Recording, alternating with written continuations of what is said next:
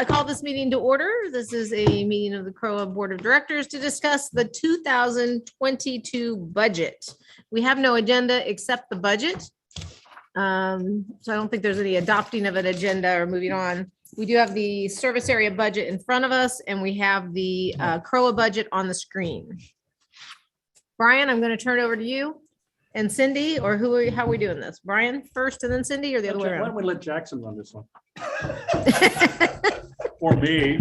Brian, because I have to leave early today, is this on? Yeah, Okay. yeah, you're good. Okay. Because I have to leave early today. That's all right. Because I have to leave early today, I thought maybe we could just briefly touch on the service area budget. And then we did discuss at their meeting Wednesday that we might want to have another budget meeting just devoted to the service area.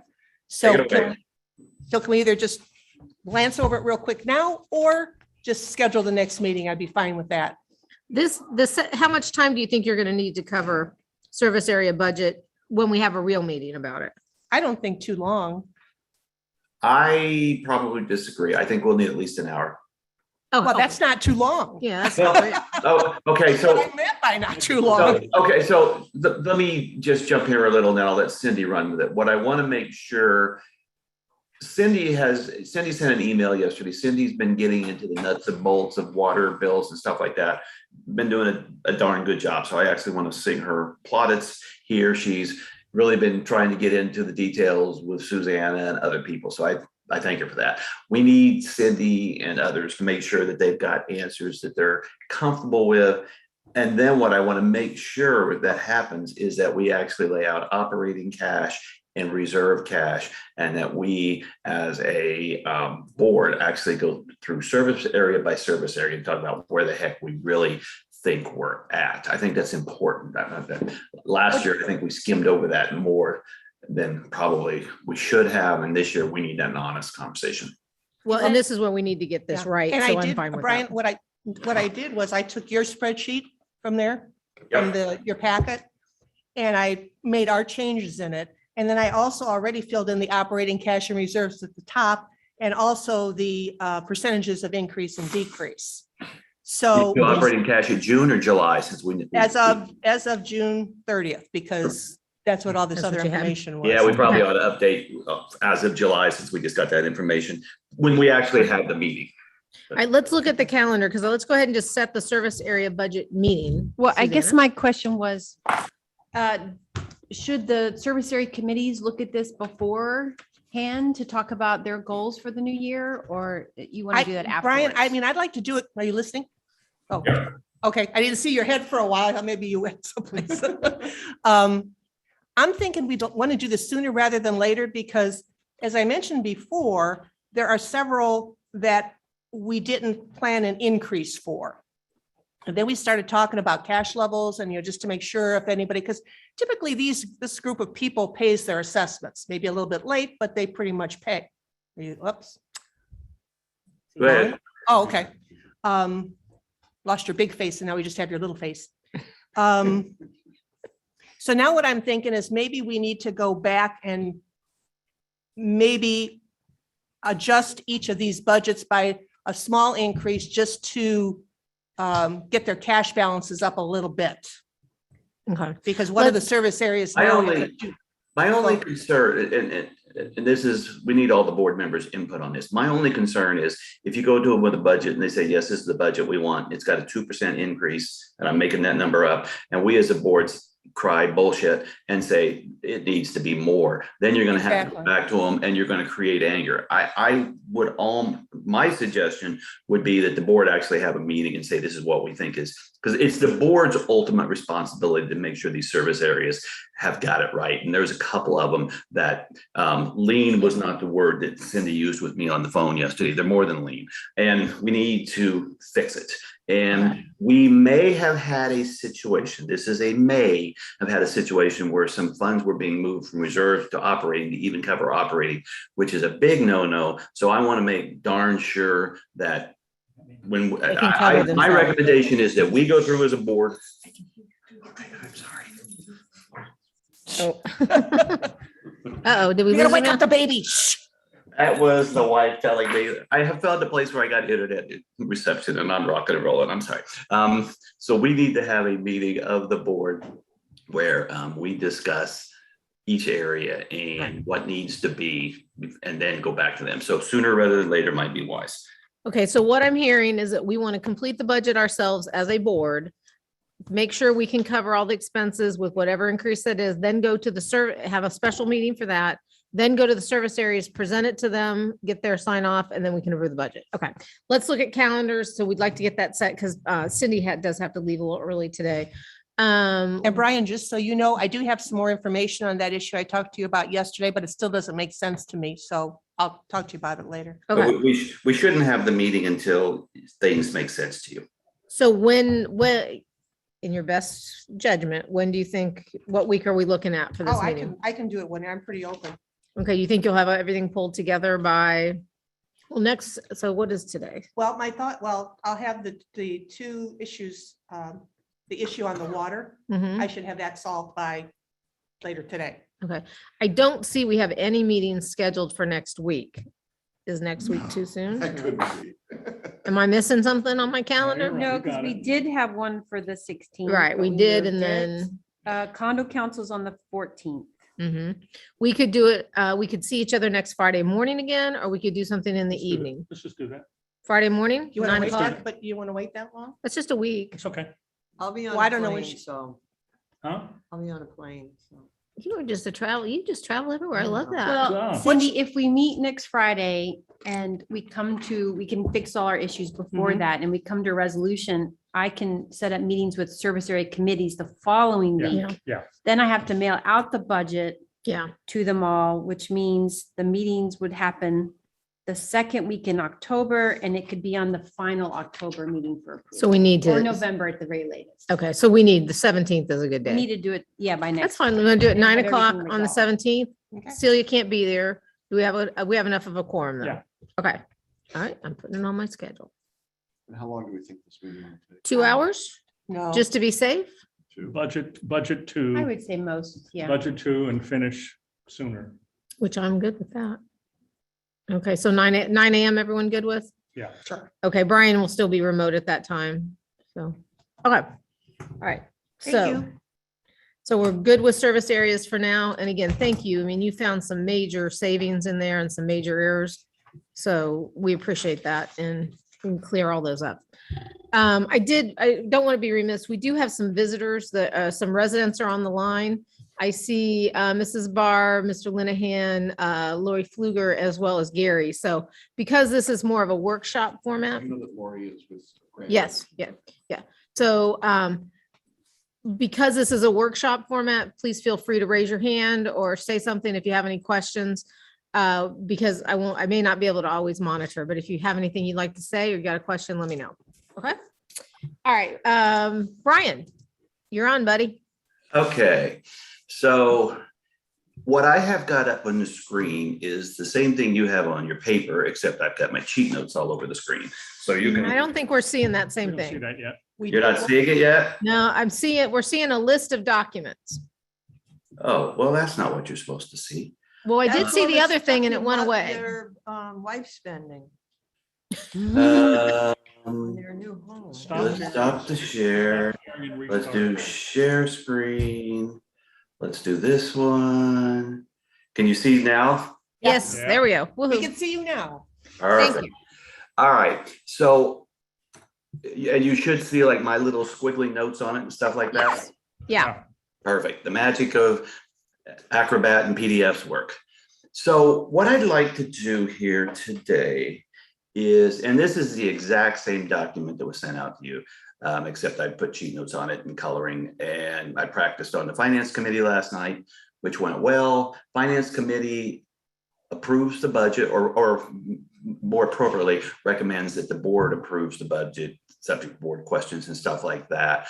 There are a couple of things that are going to be obvious from the conversation when we talk about Island Village, inflation assumptions, and a couple of things like that, which the finance committee said the board should be aware of, and you will be because they're highlighted and they're in color. So as a reminder to the board, there's 25 pages here. The last 12 pages are painstaking detail, which I won't go through. There's probably 8 to 10 real pages, maybe 11 that we'll go through, tell the big picture story. Since you all look small on my screen, you'll have to speak up instead of raising your hand because I won't see you. We have a responsibility for doing a detailed annual budget, which is for 2022, and we have a responsibility per the charter for doing a 3-year budget. The 3-year budget really becomes a big picture roll forward, which is what I'm doing on this first page here. So what I've done here is you can actually see at the top in the red or pink or whatever it looks like there. Our budget this year was $985.20. The proposal would be $1,060.94 for 2022, $1,098 for 2023, and $1,136.51 for 2024. The increases in 2024 and 2023 are heavily inflation related.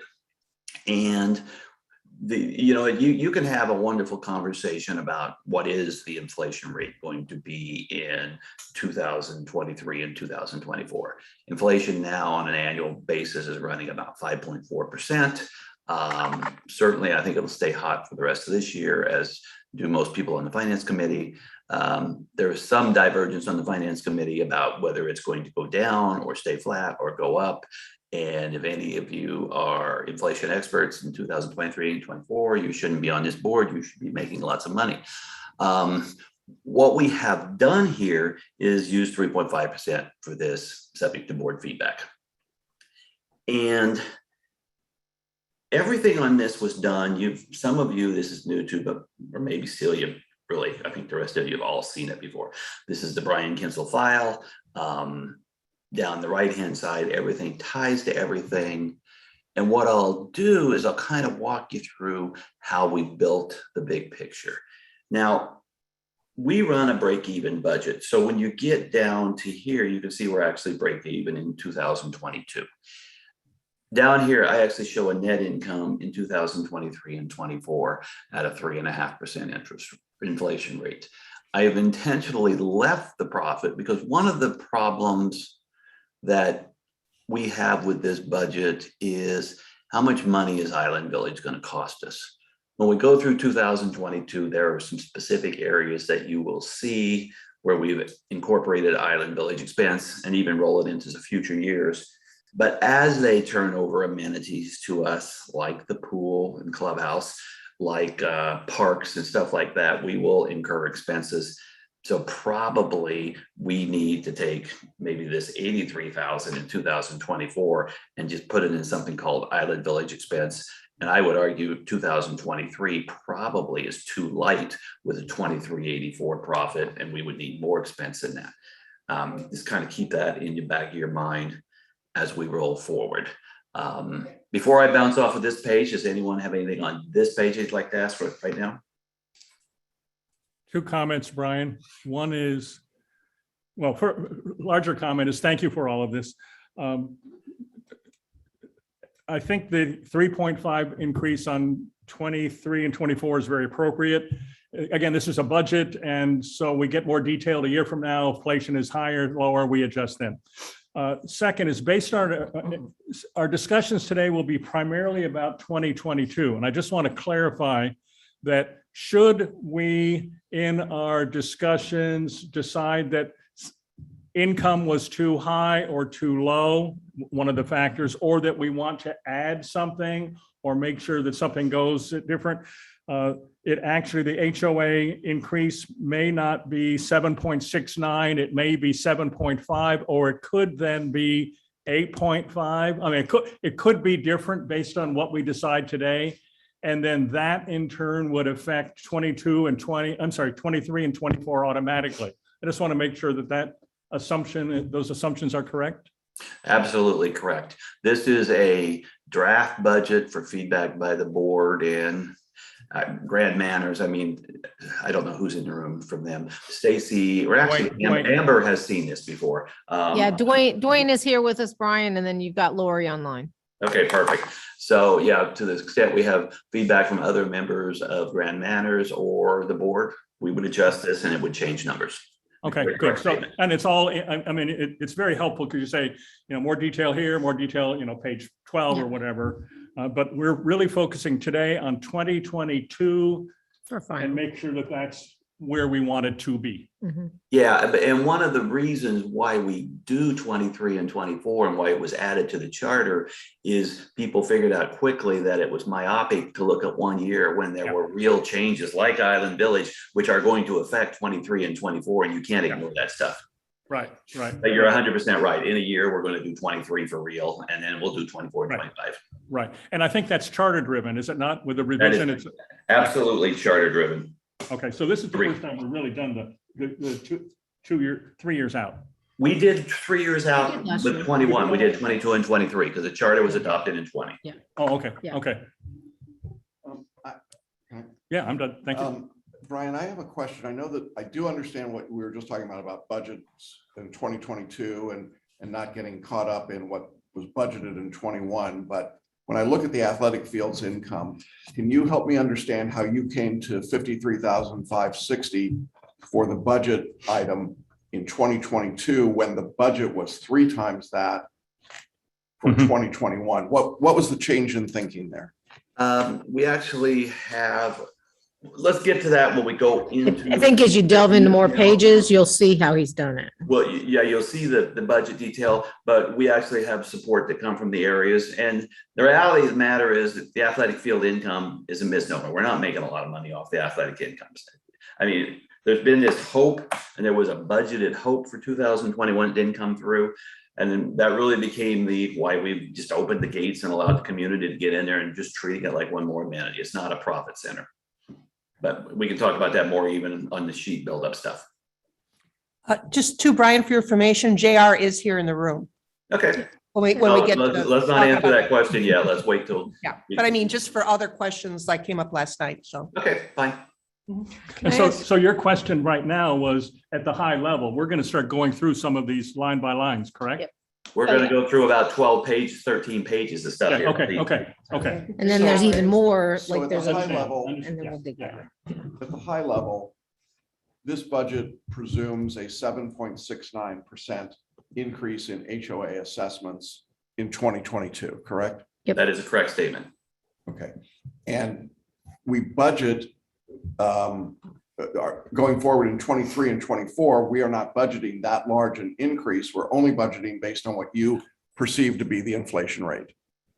And other impacts that come through, but the big adjustment is this year. That's correct. Okay. So we're up $75.74 year over year for 21 to 22. And then I want to ask one final question, which I know we've talked about probably ad nauseum, but I think it's helpful to discuss what contra revenues mean here. For those of us that are not accountants, can you just conceptually explain that? Right. You will notice like where I have the brown line there, capital improvement funding is the recreation fee apartments of 574,502 plus the capital improvement funds of 465,000. So that we're actually, capital improvements are items that fund any amenity build, whether it's pickleball, whether it's a skate park, whether it's a community center, that type of stuff. You'll actually see where I use those funds later on a cash buildup, so you can see that. But that's what happens here. And the replacement reserve funding ties to what came out of the engineering study, and we've actually implemented a inflation adjustment in 2003, 23, and 24. So those are the replacement reserve funding has to come out as a result under 720 and the charter review change for what we did. And the capital improvement funding was set up to automatically include those two items that are with the brown line. Okay, so really we're just taking those categories that we're showing as revenue, and then we're just backing them out because they're going somewhere different, correct? That is exactly right. So we come down to the net revenue, and then we have the expenses down below. What we don't have in here is depreciation. I have Susanna chasing that, but I really think about cash more than I think about, cash income more than I think about depreciation as an item. Okay, and then just so y'all know, Kevin joined us online. Okay, anything else on this page? Yeah, I have a Oh, question. Go ahead. Oh, I have a question because this is all new to me. So I understand everything. I don't understand what the recreation fees are from the apartments. What do? They, Wait pay- till we they get, pay- I have a worksheet I'll show There's a you. whole worksheet Okay. on that. they pay to use our recreational areas. Oh, the That's a revenue. apartments That's a revenue. themselves are paying to use our amenities. Yes, That's what I wasn't Yes, that's understanding revenue. that. So that's money Okay. they're giving us in. Got it. Okay. I'm sorry, go ahead, Brian. okay. I have several other questions as details on this page, if you want to go to details on page 1. Let's come back to page 1. Oh, okay. Let's go. So what I'm going to do here, because I don't want to get into 23 and 24 yet. I'd like to focus on 22. So 22 is easier to focus off of this Croa page. So Which page you're on? Which page are you on? I'm on page 2 of 25. Oh, you know? Thank you. And I don't know if you can see the screen well or not. Yes, no, we've got it. So we got association dues going up 9.3%. So what I'd like to do is actually bounce you down to page 4 of 25. And Kevin, since you just joined, what we have on the screen is got my cheat squiggles and stuff like that, but it's the same document you have. So we used this exhibit right here to do association fees, trash fees, and Island Village impacts. Across the top here, you can see the 985 going to the 1060, the 1090, and the 1136. It is amazing how Excel works. What we've done here is we've actually showed the impact of Island Village. So we know they pulled 54 plats. You can see right there on the screen where I'm circling or on your piece of paper. They paid association dues, and Susanna has confirmed they paid of $19,000. Dang it. I'm sorry. I have limited space here, so my thing bounces. Which we prorated. So in the third quarter, I took the middle of the third quarter, took 4.5 months, and gave us revenue of $19,950. They have told us they expect to sell 16 of those residences this year. When that sells, we'll get capital funds of $15,763. Those 54 items then will produce $57,000 in 2022, $59,000 and $61,000 in the next 3 years. That is strictly 54 times the 1060 and 1098 and 1136. That those funds, once those plats are pulled, and we did the amendments earlier that were signed off on by TCC and Mattamy and everybody, those funds become due. So that's what you have happening here. Then I had sent you an email which showed each year. And this is what you've got is Brian Kinstall wag here, wild ass guess. What I said is, all right, they're going to pull 100 plats in 2022, 100 plats in 2023, and 100 plats in 2024. I've driven back there twice recently. They're actively building away and everything. Stuff is happening. I put a quarter when, like quarter 1, when I pull the plats, quarter 2. The poll is purely Brian Kinstall guesswork, but probably as good as anything else. So this is a prorated number here, and then you can see a full year number here or a full year number here. So when I say prorated, I did middle of first quarter, so 10.5 months here. This proration over here would be middle of second quarter, so that would be 8.5 months or 7.5, sorry. So, and then we collect those capital funds when they do their sales. So what we've done here is we've looked at Island Village for 21, 22, 23, and 24. In the email I sent you, they actually had 308 plats that would be pulled in 2021, 22, 23. I have got a total here of 354. We know they've paid 16 million for lots 1, 2, and 3, in addition to 1A. I've said they're going to keep pulling plats. They're going to keep building as long as they can. So that's an assumption I made. Get you to these totals here. So then you come down here and you say, okay, we've got the existing homes here, this 4321 right here. Take that times the rate up here, and you would get 4584. This 150 comes right here from this 150, and you would have revenues of 4734,445. That 4734,445 would tie exactly to what's here in our 2022 budget. Does that make sense to everybody? Mm-hmm. So the amazing thing about math is it works. The balance, and then let's go down to trash because it's a revenue expense item. We've got 2653 of existing homes. The 116 is this 16 plus this 100. You add another 100, you get 216, 316. So you can see how trash is growing.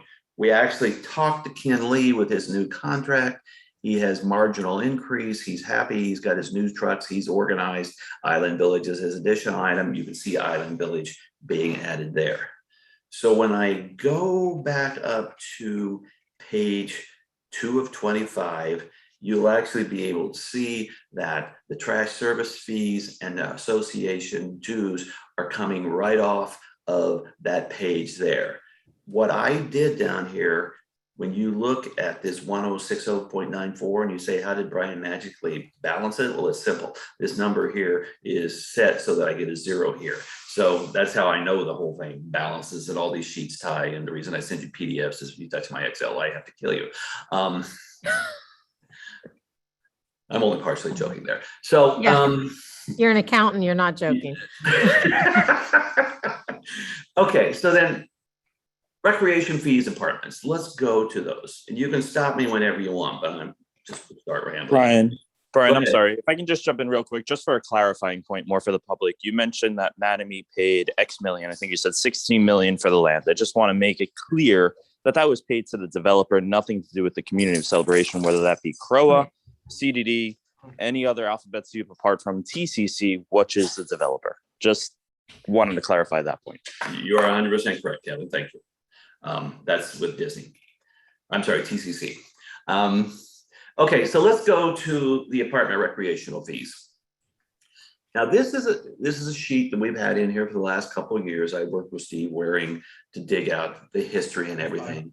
So we go through here, and for you, Celia, following up on your question, what happens with the people who live in the apartments is they have passes, they can go to concerts, they can go to Lakeside, they can do all the things that the pools that a resident can do.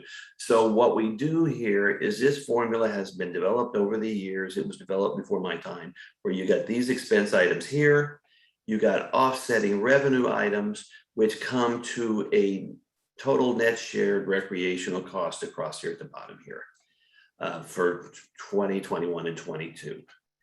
Up here in the top right, and where I got the blue, is we know that, and Susanna confirmed this, Kettler has pulled 100 right now that they are paying apartment rec fees, and they told her that they would be pulling, or in the process of pulling, the full certificate of occupancy on the remaining 279 units. So then I said, okay, we're going to have 379 units in 22, 23, and 24. TCC has confirmed that the only apartment activity they expect to occur is Island Village over the next couple of years. Stuck it at January 1, 2024. The logic here was that when you look at the contract with Mattamy, Streetlights is building the condos, or the downtown area and the apartments in that. They signed their contract in early 2021 with Mattamy, and they were supposed to have 18 months to get it all done, but everything has, in this COVID world, slowed down. So I decided, and the board can challenge us, I decided that it would be good to be conservative rather than assuming this is going to get dropped in late 22. Let's just give it a 1-year delay and push it to January 1, 2024. That is a conservative assumption. But we've got burnt 2 years in a row by assuming that things in Mattamy were going to happen faster than we hoped, and it didn't work. So I've erred towards the conservative side here. If you take these down, then you got the total units at 1294 running across here to 1973. What the formula does then is it takes that times 4, which assumes 4 residents a unit. You take the number of residences of 4321 and you get the total units with homes included. This 9497 and the 2803 here, for example, for 2020 divides to give you a 295.18 per unit times this 1294 up here is the 381 of revenue in 20. Same exact formula in 21 gave you 408,287. In 2022, it gives you 490,093. And then using that 3.5% inflation assumption, you get the 509 and the 574. These become the apartment rec fees numbers that end up on the revenue page, and that's how this is all built. Does that make sense? Go ahead. Can I ask where you've got the number of apartments and number of billable units times 4? Could you explain that? Yeah, the way the formula has always worked is it assumed 4 people in an apartment. So it's always taken it times 4, added it there, and did that division to get to 295.18, for example, in that 1 year and the other year. So it's been a standard structure for this going all the way back to when Steve came on and maybe before that. So it's the standard formula that has been used, Jackson. So the 295, or let's say the 292.89 cost per unit, the math of that or the rationale behind that is you would divide that really by 4 people in order to figure out what the actual cost per person was, not per unit. If you were, if you were doing it per person. So I'm not sure why, Yeah. why do we care how many people are? Why do we do that and not do that for the homes? Yeah. well, because Well, but okay, so we've do had they this pay us by formula- person? Do they pay us actually by person? No, they pay us by apartment unit. And Okay. it is paid by the apartment complex, and then they submit the dollars to us, and I'm sure they included in the rent calculation for those units. We've had this discussion before. We've chose not to monkey with this because what really happens is people look at it and say, okay, how much is my thing going up? And it's going from 295 to 292 to 304 to 291, and that's how they get it. Okay. And then it's my understanding that there were difficulties collecting these fees during COVID from some of the apartment complexes. Are we current with every apartment complex in paying these fees? As far as I know, yes, but I will double check and get back with the board. I thought Because there was there one. was one Well, as of, I Couple think months. it didn't, I think it turned out the answer was no, there wasn't that they were behind on the rec fees. That had something to do, it was an email you're talking about that came around. no, I came across it when I was flipping through some of the supplementary documents that I get as treasurer, the accounts receivable. Mhm. And it's like, whoops. And I went back and I was like, what is that?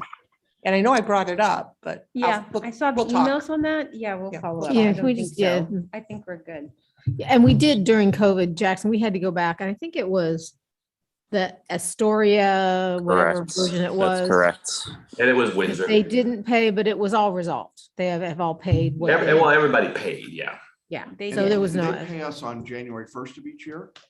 No, sometimes they do not. Mm-mm. They pay quarterly, as I recall, and we were discussing possibly either making sure they paid quarterly because there's several that just kind of got pushed to the end of the year each year, and it was always acceptable. And we were mentioning that either it needs to be paid January 1st or quarterly, and needed to make sure that message was out. do we have any written documentation that says when that is actually due to us? And when we actually bill it? Was there something in writing that says the rec fees are due from the apartments on this day of It's the my month? understanding it gets billed out at the beginning of the year and it's due at the beginning of the year. Okay. Um, And for the whole year? mhm. Like I say, I actually thought it was due at the beginning of the year, but I don't remember seeing documentation. I'm sure it's in some, I'm sure Susanna can find it. Yeah. and send it to the Whatever minute. whatever the document says, that's what we should be enforcing. Okay. That's my So thought. this is really not, there's not much, this is just, other than you're kind of guessing when Island Village comes into place, this is all pretty set on this page. Yes. In my opinion, it's a process that's been in place for a long time. It's bringing us in good money. It's working. Yeah. Let me just ask one final question about this. Could this board choose to change the cost per unit that we assess? I don't see why not. And what's the rationale? I mean, we've kept it, it looks like we've kept it pretty consistent. You know, in 2020, the cost per unit was $295.18. In 2021, it was $295.68. Given that we've been talking about inflation and increases in the HOA assessments, why are we not increasing this amount more than we are? Well, because actually you are, because the increases go into the expense categories or the revenue categories, which are coming through there in 2022 as an example. So the way this is built is any inflation increases in that are automatically coming through.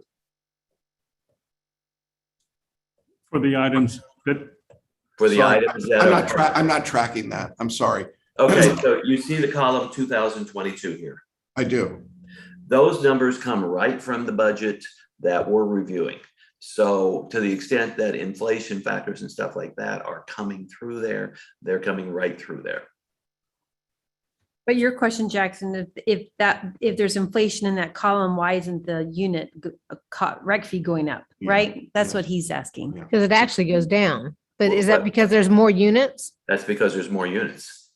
So it gets divided by more. So you have the amount of expense, but as you add units, it actually decreases the cost. less per unit. Oh, So yeah. could we just keep that Because- standard because and Delamar not take a came in. decrease? Because Yeah. Delamar came in Uh-huh. with 300 and something units. So now the number's divided by more. But No, wouldn't, but I'm not but sure why that, Yeah. I don't understand the rationale behind that. I guess is what I'm asking is, if I came to you, Brian, and I said, how much does an apartment complex have to pay per unit in recreation fees? What would that number be currently? For 2000, or currently it'd be 295.68 per unit. Okay, and if all of the other dues are going up for everyone else in 2022, Cindy's circling numbers for me.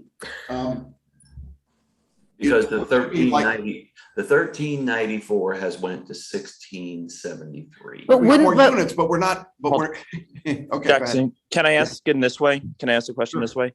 Is Sure. the recreation fee more of a reimbursement of the recreation line items throughout the community? And it's divvied up that way. It's not so much a profitability item, but more so just covering the cost of their share. That is but wouldn't their share be the same per unit and not go down just because there's more units? Because there's more people using our facilities. So shouldn't the cost go up? It Well, goes by what our actual budget is. Yeah. I was going to say, because the argument here is the cost has not went up. Now, if let's say we build adult sports, lawn sports, and you find out that you need an additional 50,000 a year of expense to maintain them, then that expense would start getting added in here and their fees would go up by stuff like that. But to the extent that we're just creating capital funds, but not spending those funds, we're building up revenues, but we haven't included the expense. We may have more people who want to use the amenities, but if we don't have more amenities and more costs with the amenities, that's what it's doing. I mean, and I'm not arguing that it has to be a yes or a no answer as to do you not decrease it, but that's the logic here. Could we legally make revenue off of this? By making a standard cost per apartment, no matter how many apartments there are, and using that as capital? Is that legal or ethical? What we're doing here, you mean? Yeah, it's totally ethical. I mean, Well, I mean, What we're doing no, I'm here s- is ethical. Yeah, but You're I'm saying a saying set no, fee. I'm saying a set fee, and then when we go up the 300 units, we have 300 more units paying the fee instead of Rather than dividing the reducing. total and reducing it. So How say that long we is the keep the contract that we 292 a have? month, yeah. How long is the contract that we have? And is that something that's through CJC for the Parks and Rec fee but participation? Diana, can I point something out though? Look Yeah, am I at, missing something? in 2021, we collected revenue of $408,000. Does everybody see that there? Yes, Mhm. right. Mhm. This year, we're collecting 490. So those additional units are raising us an additional $80,000 of income. So why does it, okay, So in other words, the cost per unit hasn't went up, but we're driving significant revenue increase because we got more units. Yeah, I disagree with the logic. I think I understand it, but I disagree with the logic. It seems to me that even though this is capital contribution, if we said the capital contribution for apartments is, and I'm using an arbitrary number, it's $325 a year, regardless of what else is going on in terms of expenses or anything else, it's just that amount. What's the reason for not doing that? is it the contract? I don't think we've got, it's not a contract. I don't think it's a There's no contract. contract It's that not a exists. I mean, No, Kevin, there's you're an asking about agreement or contracts. Do you there's know something about a contract that's out there? We just determine it. It's not a contract. Kevin? What we would have to do is we would actually have to have a legal, or at least a look at the contract as it relates to recreation fee apartments. Is there something based contractually? Documentation. And There might you be. can look at the documentation, but under the way it is here, you're already collecting 80,000 in revenue. Maybe you want to collect 90,000 in revenue, okay? Well, I think, It might be like a I resolution. think or when the something. residents are talking about the expenditures that we're looking at, and we see growth of 300 units with 4 people a unit, that's a significant number of new residents into the community. And I recognize that while that is great in terms of lowering the cost per unit right now under this formula, I'm wondering if we've got it inverse, that it really should be, there's more demand, therefore Wear and tear. it should be a flat amount per unit. And if there's more units, there's more revenue coming in. I don't get the logic behind reducing it per unit just because there's more units. I mean, convince me I'm wrong, but I just don't get it. So couple of points. I was on the board when this new when the formulation for the apartment renter was redetermined. So 4 years ago, there was a formula. So in terms of contract, I don't think there's any contract. It's a board decision is my. No, Might but be there's still gotta be an It might agreement. be a resolution or No, something. we made, There's gotta no, be we redid the I'll formula, look for it. and the formula is based on where we thought renters had use of amenities. So that's where this column of 20 items came from. Earlier, it was a shorter, in my memory it was a shorter list. It's like, no, a tenant needs to be paying their fair share for the programs that JR and the team puts on, and janitorial expenses and property taxes. Those are things. There are items on the budget that are not in this list because that's not relevant for the apartment tenant. But isn't that reverse engineering? I mean, But- right? I mean, I don't know if it's we're trying to I don't- create a number by creating an arbitrary list of 20 categories here. But it's where the tenant might have access. I mean, that was the intent. Yeah. That was, Yeah, the- and that that is was the still- design. You're trying to I still quantify. review the list to make sure that it includes things that I think represent where they would spend activities. So, but that's there's a different slant. While we choose to take that income and put that into capital improvements, one might think that's not right, because why should they pay for capital improvements when they're here on a lease? So in fact, that's just our mindset. In fact, it's going to pay for These are JR. operating In costs. fact, it's paying for the operating costs that are listed here. That's why I don't think it makes any So sense. that contra revenue is a way of protecting contributions. We could do it another way. We can have a line item that says all residents pay X $100 a year into capital improvements. That's not what we've chosen to do. We want to protect an income stream to capital improvements, and we've chosen a couple of vehicles to do that. But in fact, what their residents rent pays for, at least this part 295.18 in 2020, or 295.68 in 21, that's actually paying for their fair share of these various items that are listed. So we could, It might be reverse engineering, but that was the logic. so we could at least ask, we could ask the question. We could ask the question. Eileen had her Based on- hand up too, Diana. But I Who want to go did? back to the larger. Eileen, Bart. Oh, okay, sorry. To a different question that was raised is, I still don't get the billable units times 4. That does not make sense to me. Okay. Billable units times 4 does not make sense. Yeah. So I just don't get that. All right, let me go to Eileen since she's had her hand up, and I'm sorry, Eileen, I didn't see you. Can you unmute yourself? You are. Yes, yeah, Eileen Barr. I had actually lowered my hand because I put it on chat. Kevin did answer the question, but it's about also in making sure, according to what Kevin wrote, thank you, Kevin. I asked the question about, do apartment renters also get complete access to Croa special events? Excuse me if this Yes. question has already been asked, because Yeah. it's a significant part of the budget also, and I'm not sure that comes under capital improvement. That comes out of the regular budget? Well, because you could make an argument if one wanted that at some point in the future, you could, if you'll remember, there used to be 3 components to this. There also used to be the mortgage payment piece for the 851 building.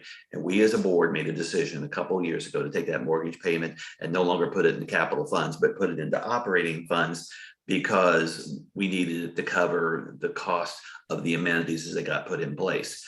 And so I believe, I mean, that what's happening here is we're creating capital funds. And if we create a community center as an example, and it's going to have real operating costs, we'll probably take a piece of this funding mechanism and move it over to operating costs at some point in the future to say, we've got to cover the operating costs for the community center. So we have that ebb and flow type stuff, I think, that could happen here. I agree, but these are all operating expenses, operating revenues. Why it's done by 4, I can't tell you for 1 second, but it's always been done that way. Okay. Hold on, Dwayne also wanted to make a comment here in the Okay. room. So I had Lori look at your taxes for last year. So what's happening is it's offsetting the recreation expense, and you're not having to pay tax. It doesn't become taxable income if you offset it like that. If you just said, okay, here's a recreation fee, it doesn't offset any expenses, you're going to end up having to pay taxes on it. So I mean, That may it kind of have makes been why sense, the but decision was made, yeah. the way it's being done. So with that being said, our taxes are only on the income portion, Right, non-assessment. unless the reserves or the expenses are reconfigured to the line items to actually make it a pass An offset. at an even completely. So, I So mean, yes, but It's and it doesn't mean you can't do what you're Right. thinking, Jackson. It just changes your tax. Okay. Sorry. So- didn't mean Yeah, to- no, No, it's thank great. you. It's very helpful. Sorry, go ahead. So I'm trying to understand this also, but I got to use it in my simple terms. So Okay. artisan residents pay a fee to artisan, I think like $100 a month to live in Artisan, right? They pay a homeowners association for Artisan Park, For right? the clubhouse and all that. Right. So Artisan Clubhouse is Croa, Oh, please don't go there. the residents, okay, so they decide to build another 10 homes down there. Mhm. Do they still have to pay the extra $100 or is it divided into everybody else?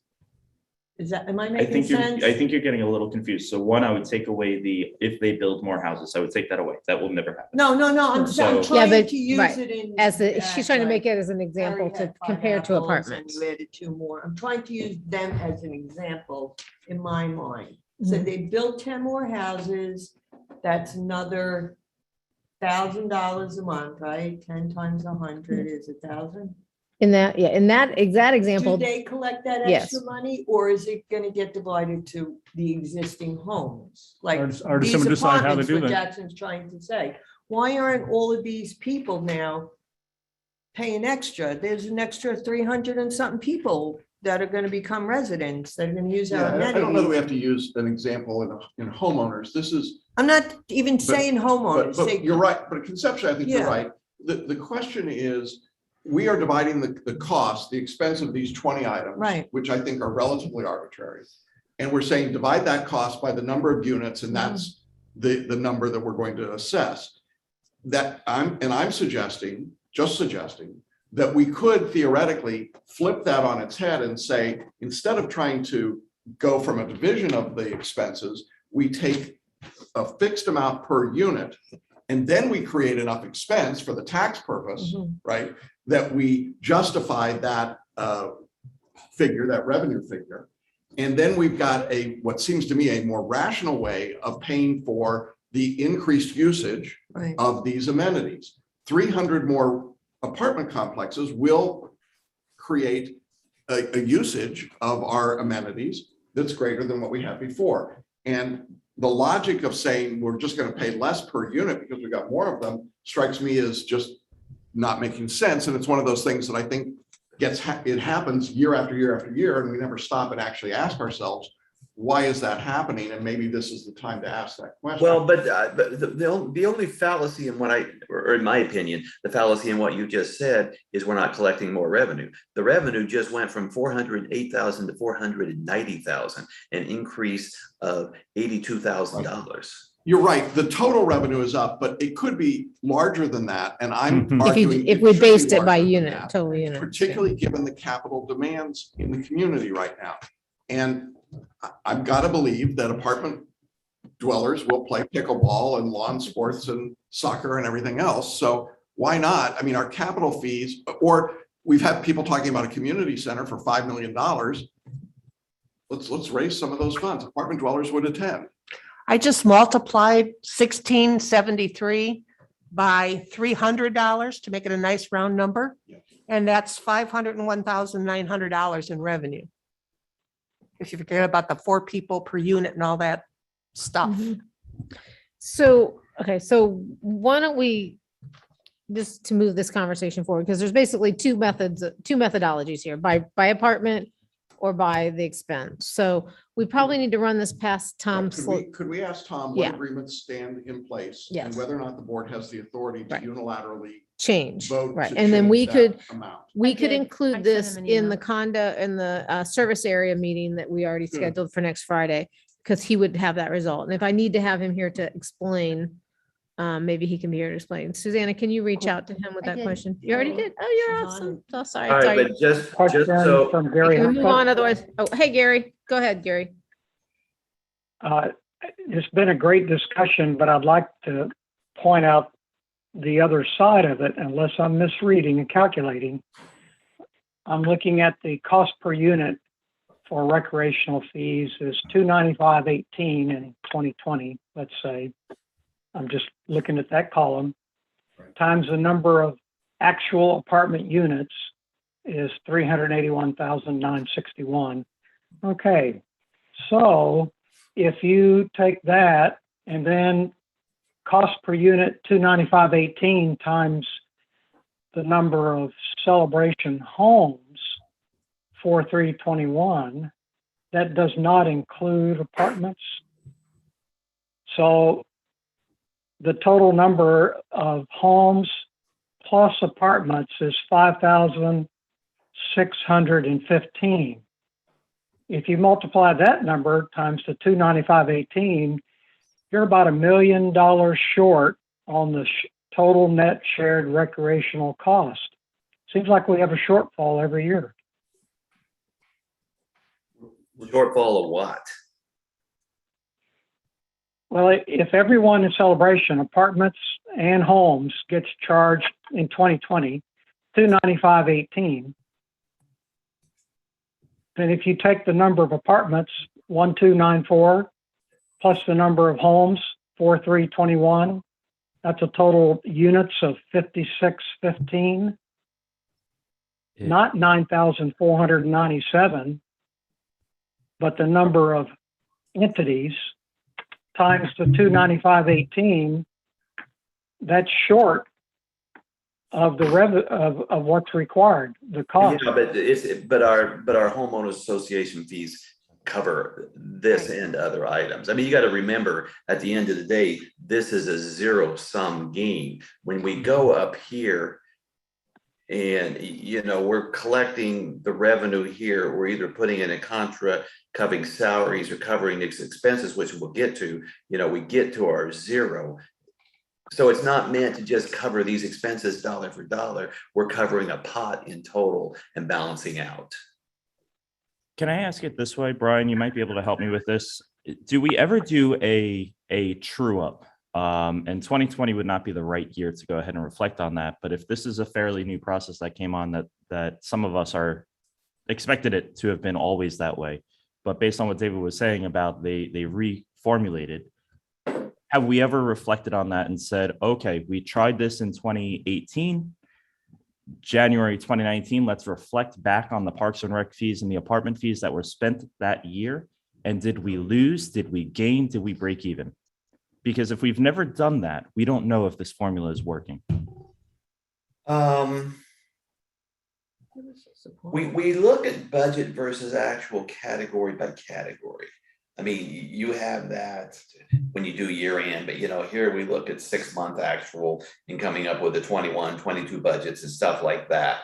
So in spirit, I think, yes, we do it. Have we specifically just taken this formula and did a comparison? No, I don't think we've ever done that. I don't know when this formula was done exactly. I don't know if it was 16 or 17. It was before our time. But It might just help us have that conversation. we I don't know what the answer is going Yeah, to it'd be. be interesting. Susanna, make sure you're taking good notes for the minutes, because I mean, we could certainly follow up with something like this. We can get Tom's feedback. What's important for everybody to understand is if you increase this 292 or any other number, you're going to create revenue and it's going to go immediately to capital funds. So that's what you're doing here is a capital funding exercise, probably until we build the capital units, whatever it may be, if it's community center. And then I'm certain we're going to allocate some of this to operating expenses, or else we're going to increase amenity cost a lot, or else dues a lot. Okay. All right. Does that make enough- sense to people? That does. Yeah, do we have enough notes to move forward on this? Everyone okay with that? And reach closure next Friday. Yeah, and reach closure after On we've this- discussed on it this with subset. our counselor. Okay. Let me go to this page because it kind of fits in with these revenue items we've been talking about since we Which just. page are you What on? page art's that? I am on page 6 of 25. We're not going I'm through, sorry. Oh, we're I not mean, going yay. through. I will come back to it, but I want you to see how the pictures fit together. Otherwise, it'll just even get more confusing. I'm sorry. All right. So this is cash, because I want you to understand how, so in other words, what we've done here is we've looked at operating cash at June, $1,420,000. Nice and strong. We're all familiar with how it goes up during the year, goes down at the end of the year. Restricted replacement reserves, $2,075,000. Now, what is important for you all to know is we will have a reserve study that is done in 2022, our engineering reserve study every 3 years that gets paid for out of these replacement funds. And I'll take you to an exhibit in the back to show what we've done. I expect that we'll have inflation impacts coming through there, but we got strong reserves of $2 million. Okay, now, so we go to capital improvement of $1,020,000 at June. Everybody sees that number, I hope. Remember, we got rid of the contingency, we put it in capital improvement, and we created a $250,000 floor. At which point, those monies can't be spent without specific board approval. I did a half-year estimate of residential sales and came up with $60,000. The inventory is down in town, so I think there's just some impact. Did the apartment rec fees to get a possible year-end balance of $1,953,000. Now, the capital funding before expenditures in 2022 of $914, if you look right down here at the bottom, you can see the HOA annual rate of $106,494 times 300 equals that $318,282. Add in Island Village of $106,094, which came right off that Island Village page. And then you get $424. Then throw on the recreational apartment fees of $490,003. That gives you that $914,379. Yep. So then what I want y'all to understand then is that $1,953,000 three up here gets to 914, you got 2.8, 2.9 million.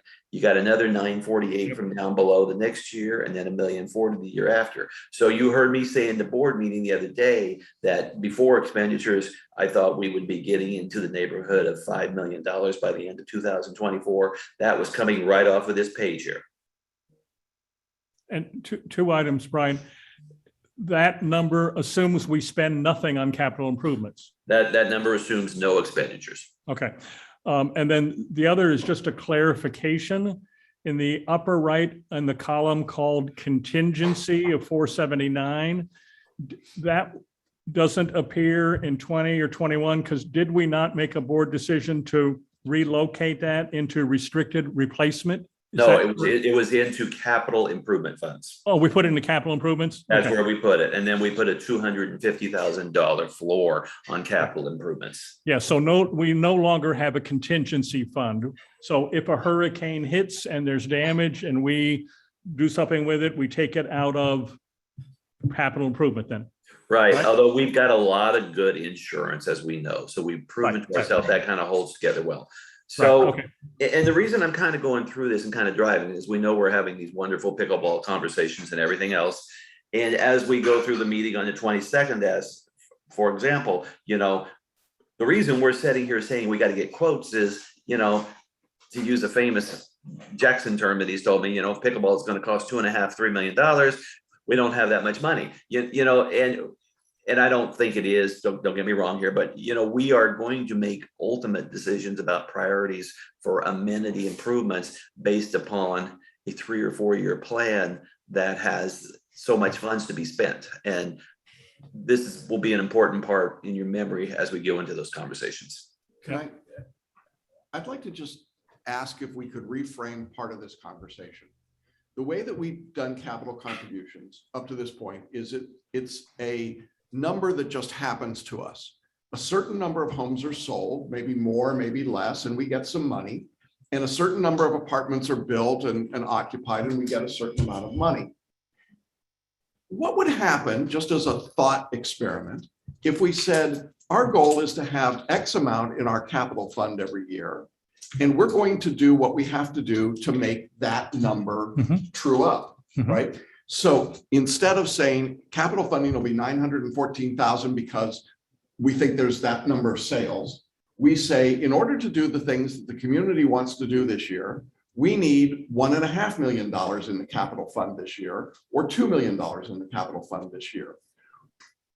What would, to a certain extent, we are taking what happened in 20, whatever it was, and locking it in as though it were written on the tablets and brought down from the mountain. It's got to be just this way, and it can't be any other way.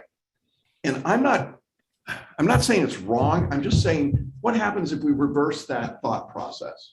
Basically, you're saying make it a line item. Well, I mean, isn't that what you're saying? To some extent. I understand what he's saying, but this is exactly what happens. If you go to page 3 of 25 and look at the bottom left, you'll see we've got net income loss of 0. And that's with the contribution up here of the 914. If we say, but using Jackson's first number of $1.5 million, we want it to be $1.5 million, that means we need another $586,000 of revenue. We would have to increase these association dues by 586. And the 1060 would go to whatever that number would be, 1160 or whatever the number might be. Yeah, So- and tell me the bad part about that. Well, it would be a sale to the residents. I mean, so basically, I think if you're gonna go down that path, you have to lay out a plan. Then maybe you'd have to lay out a plan and say, we're gonna have an expense item, which is additional capital buildup. That's what you'd have to do. Because to put what you're saying, Jackson, and these are notes that I was just jotting down. My problem is this formula was created while the fields were in mind to happen, but that was the only improvement truly that this board I think so. and the homeownership has ever done in Celebration. Everything else has been, for lack of a better term, handed to us, built by a developer, and we maintained it. So our mindset has always just been the operating cost of items, maintaining costs. And if we continue to go with that approach, well, the apartments are never contributing to that expense. So the homeownership, and while I understand the tax liability aspect of it, the homeowners here are actually saving up, being charged for, and funding sports complexes, right? Or whatever it may be. And it's clear that we're going to continue that direction. So we need to find a way to have that expense of that amenity that these apartments are being part of to continue forward. Is that a little too late? And should we have done away where there was a membership fee for the apartment complexes as a whole? Possibly that could have been the way we should have gone about it, but we didn't. So now we need to recognize, how do we get that initial contribution? Just like a new sale goes ahead, they pull up a plat, they pay X fees. Right. Is that something that we need to have your operating expense plus a annual membership fee from each complex? from the I rentals. don't know. So you're saying paying for the building of an X complex? Mhm. 'Cause Isn't they're that really what you're doing use of that though? how much? By having the apartment rec fee, aren't you having an annual membership cost already? We're doing a operating expense But and we're a not doing a reimbursement. capital. But so if we do a great job next year and we lower the cost of our maintenance for our parks, for our events, they are actually winning a little better, because they are not worried about, we're saving money because we're putting money towards a capital, let's just say. We're lowering our operating expense so we can make a future improvement and a future investment. It doesn't matter for the apartment complex. They're only worried about the maintenance aspect of it. Right. So if That we makes want sense. to keep celebration number one and keep it continuing with new Makes amenities, we need to find a way to have them kick in for those future improvements that this board and this community will do moving forward. So for them to participate in the capital buildup. Yeah. And now they're I think not. Kevin's point is right. We didn't do capital construction until the ball fields. I mean, No, we took a loan for this building and paid it off, but that was it. And so now we've kind of by default got this system that we're all looking around the room going, okay, so that's just what we do. Mhm. Well, maybe we don't have to just do it that way. Maybe there's a different way to think it through. And, Brian, maybe the finance committee, and Cindy, the finance committee, those are all smart folks. Is there some way to make this That's a happen? that's a good. to make that's a good idea. so to build the capital up at a faster rate by Well, including it would be more more. rational, Right. wouldn't it, to say, this is the amount of capital that we need in order to do the jobs that we've got in front of us? Because right now, regardless of what the pickleball number is, we are now at the whim of how many units can be sold. I talked to a realtor yesterday in Celebration who said there are 41 units for sale total in Celebration today, 41. Are we going to get 300 for the year? Well, I don't know. That's not much inventory. It doesn't seem likely to me. So then we come back and we say, well, we don't really have that capital funding this year. We don't have the 914,000. It's really 800,000. It seems like a crazy way to build your capital fund, to just say, well, whatever happens to come through the door, that's what we've got. Well, yeah, there's not a set consistent number that we Right, can that's count what on. I'm asking about. So, and I'm sure when they set it up, it was to get the buy-in of the new residents. Were you on the To, board then? I don't remember that decision. No. Open mind, yeah. Yeah, I'm, Okay. to get the to charge that to the new residents instead of the current resident That was solely, because I remember, that was solely to build up capital. the capital. To pay for this building. wasn't it? No, Yeah, because I that don't was, think we so. had a loan for that, and it was Yeah. reaching maturity at that time. In fact, I believe, they took that money that was going for that payment every month And that's what. and So- funneled it over there, and then this was a way to keep stuff going. I think you open up a much broader conversation than this budget. Yeah, I was doing anything I could to get us off talking about budget. Yeah, I could tell. To me, there's two broad things. One is Kevin's point is, what is fair for the apartment owners, apartment tenants? Yeah. What is fair? What's their fair contribution? This was what the determination was, but you raised, hey, they're going to benefit from whatever is built, brand new indoor XYZ. They're going to benefit from that. So paying their fair share to get that moving forward.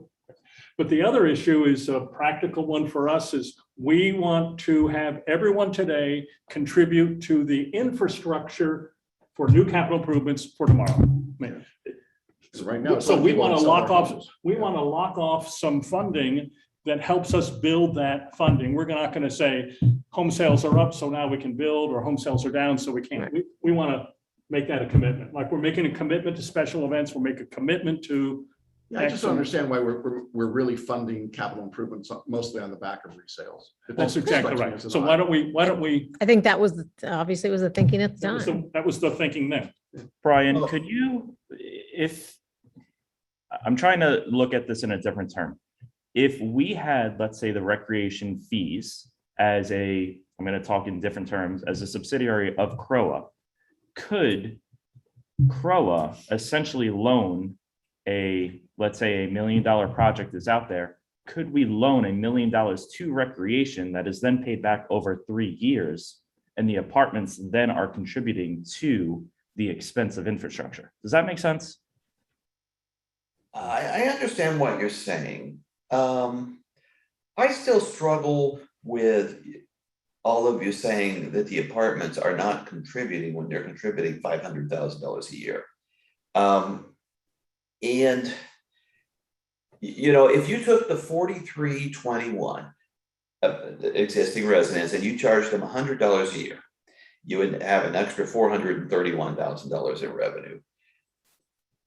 As I think about your conversation, I hate to undo something we have. I mean, we can argue if the 490 should be 300 or 310 or 315. You know, that's a decision we can make. And as Cindy proved with her math, it has a small adjustment.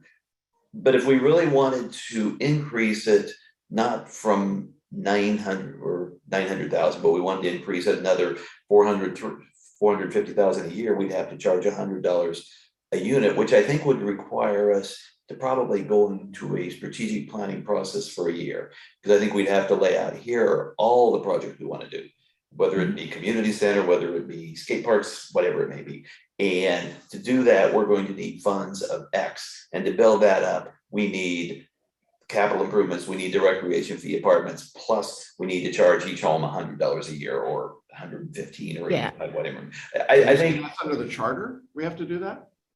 Or you're just saying that's good business practice? Well, I think it's good. I think I'm trying to keep board members from getting killed. So if we take this 985, not to 1060, but to 1160, because we're going to put an extra $100 into capital, I think we need to sell that to the residents so they understand it.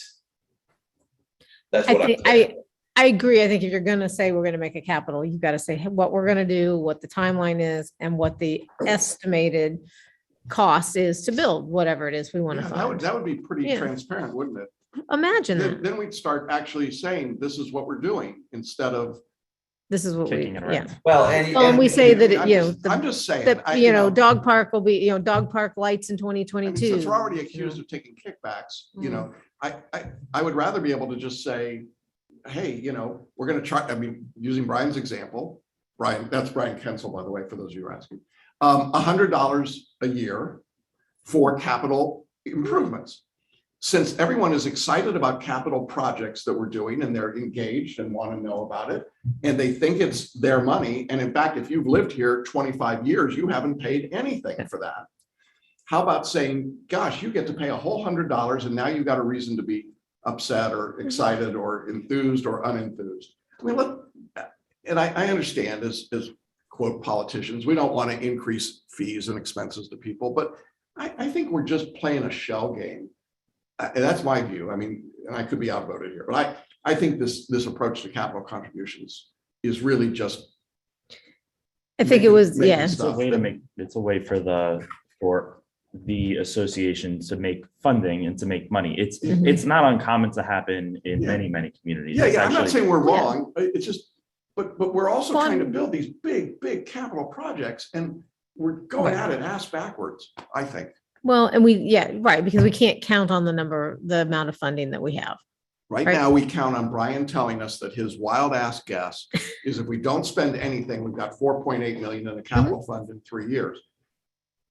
I trust Brian. I believe in Brian, but I think that's not a great way to do your planning. Right, because There's we, no yeah, other we way. have no idea what the real estate market is going to. The only alternative is, as you had here for this building, was taking out a loan. That guarantees, putting the math in, or it truly is, it is a guessing game. Or you assess, right? Right, You which don't is wanna the throw a capital. special investment. assessment Or out not a special as a assessment, back end. but you raise assessments and you attribute a certain amount of those assessments To capital. to right. capital. I mean, maybe you say, we're not going to raise assessments beyond what we're talking about, but we're going to allocate $100 of that assessment into capital from every homeowner. And that's what we do because the community says they want new capital projects. Mhm. If the community doesn't want new capital projects, then we don't fund it, right? I mean, how do we get it both ways? You want capital projects, but you don't want to spend money for it. And we're going to pay for that primarily on the backs of apartment rental fees and resales. So new residents into the community pay entirely for capital projects right now. I'm gonna ask a different question and not to discount what you're saying. I'm just trying to understand a process that may already exist. Susanna, question for you. So a tenant in an apartment complex goes ahead and gets an ID to Croa facilities. If I was a homeowner in Croa and I go ahead and I have, let's say, a tenant in an apartment, do they pay for a Croa ID when they go ahead and get one? The tenant? The tenant. Yes. And so does a tenant in the apartment complex also pay for their first ID, or is that given to them? No, the tenant pays for the first ID. Regardless if it's a tenant of an apartment complex or a single family property? For the Yeah. physical, you're talking about $10. The Yeah, the physical, $10. Not the whole fee. I'm trying to just understand the process. So if the first visit of that tenant, now let's say that tenant is there for 5 years. If they lose that ID, they come back and they pay another $10 to get a replaced ID, right?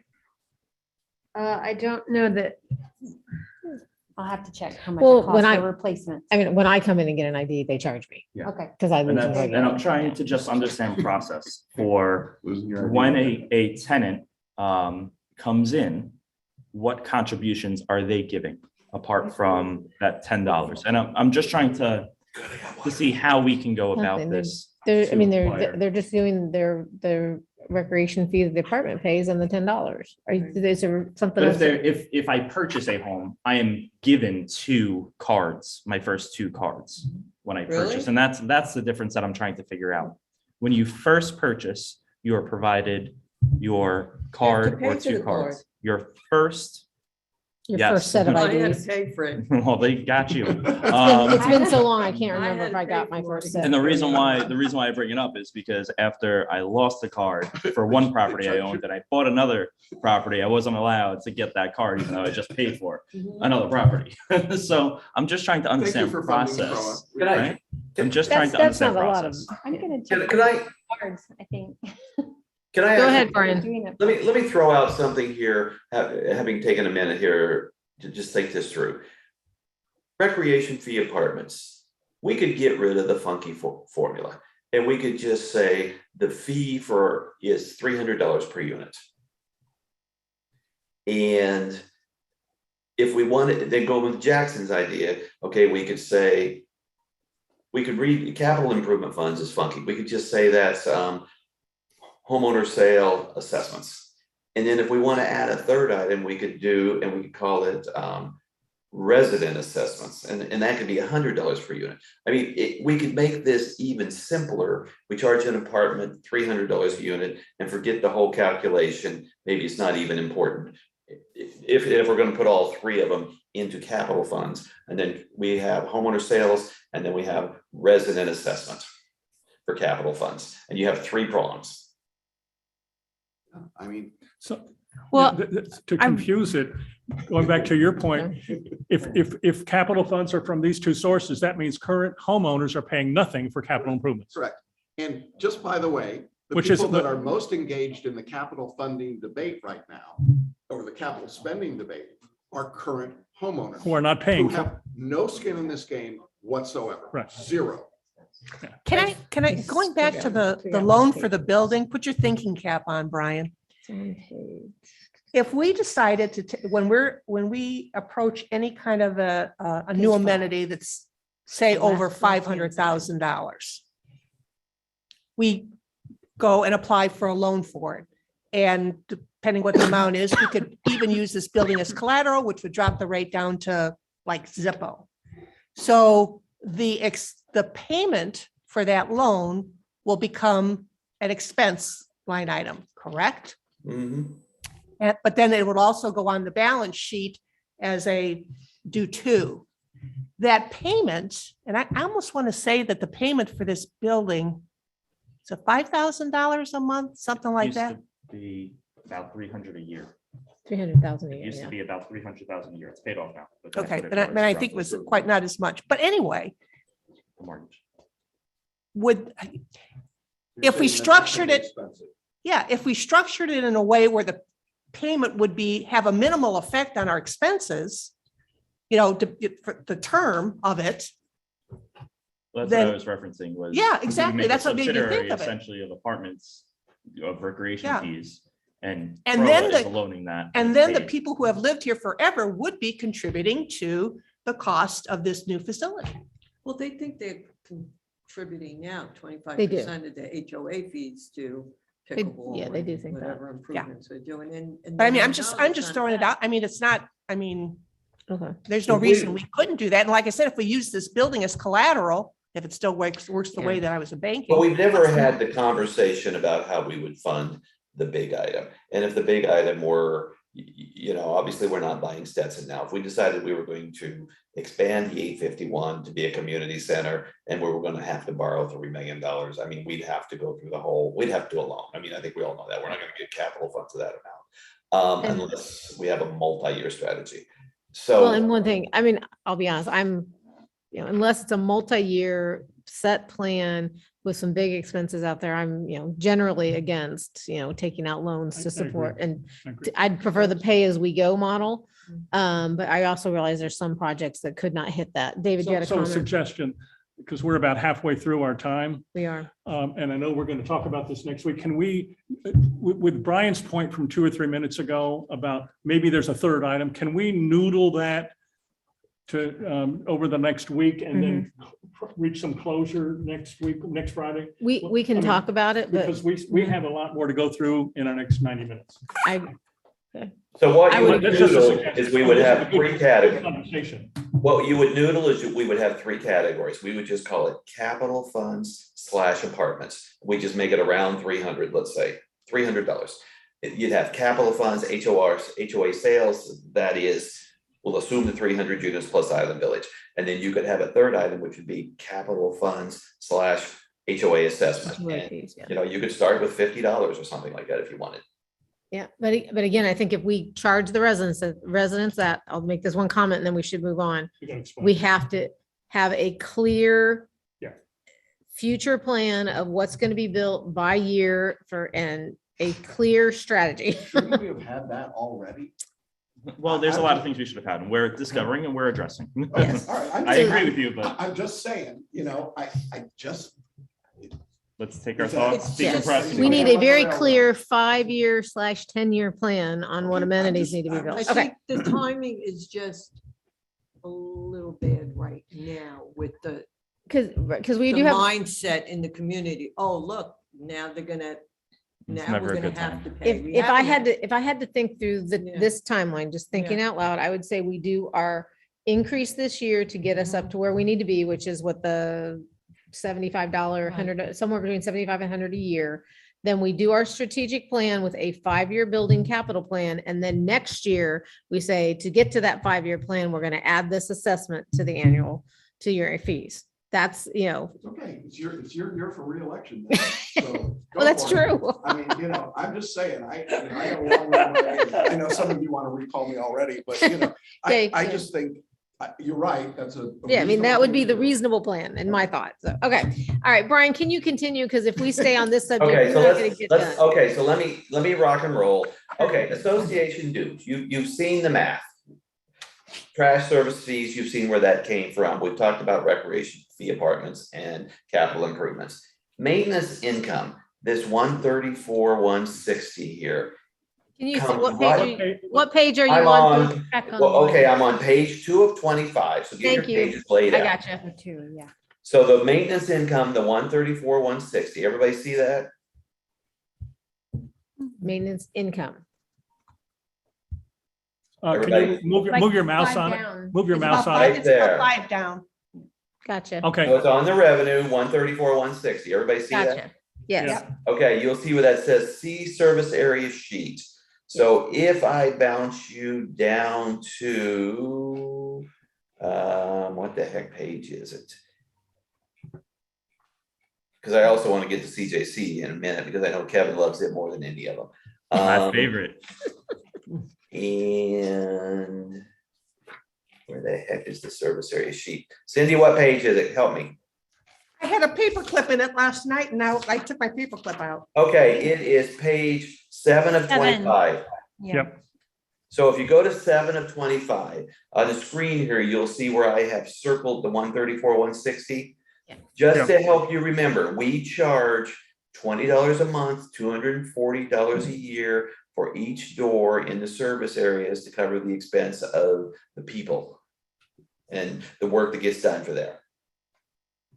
This is actually the Good one where question. Kevin asked the other day in the board, meeting, Yeah. is that adequate? yep, that was from the other night. And that covers the service area manager's salary. And Yeah. the Well, service and the number 2 person, there's 2 people. Yeah, So two people. Yeah, the two coordinator. people and- what, the answer to your question, Kevin, is it's probably a good question. And maybe put this on the list, Susanna, that we can talk about it a little more next Friday, because for obvious reasons, I don't want to put the cost up here. What was the of question? people. From the other night. I want to make sure it's 100%. That they're covering all expenses. And that So- means the the people, way- their They're self-sufficient. burden, their everything. Everything.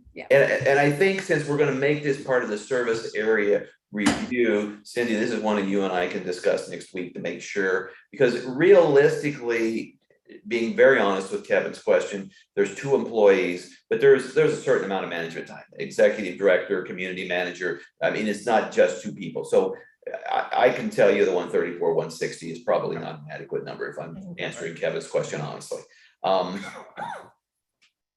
So, and Artisan Park has its own bailiwick, so we don't charge them.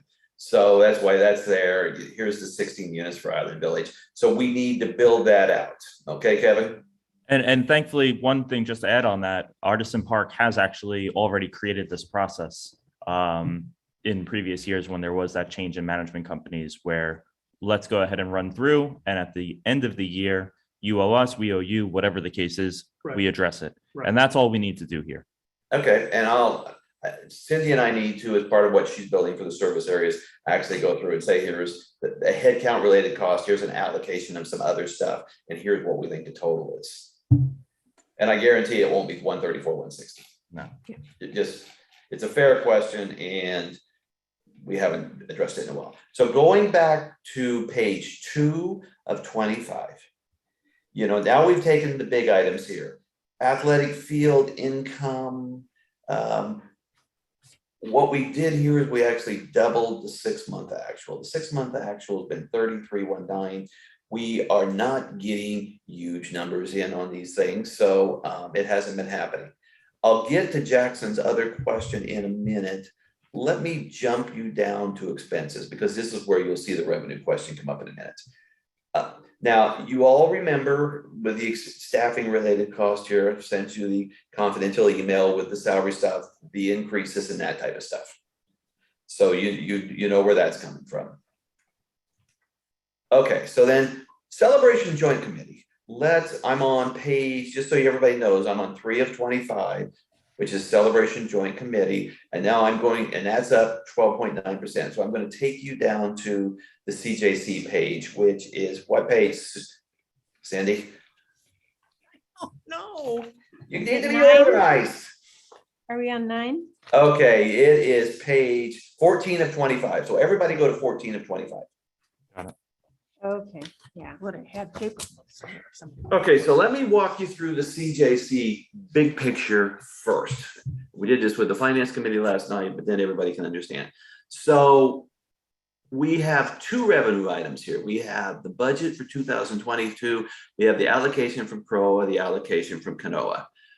Completely zeroed out the magazine because they aren't paying, and they need to forward the contract again, and we need to have somebody have a conversation.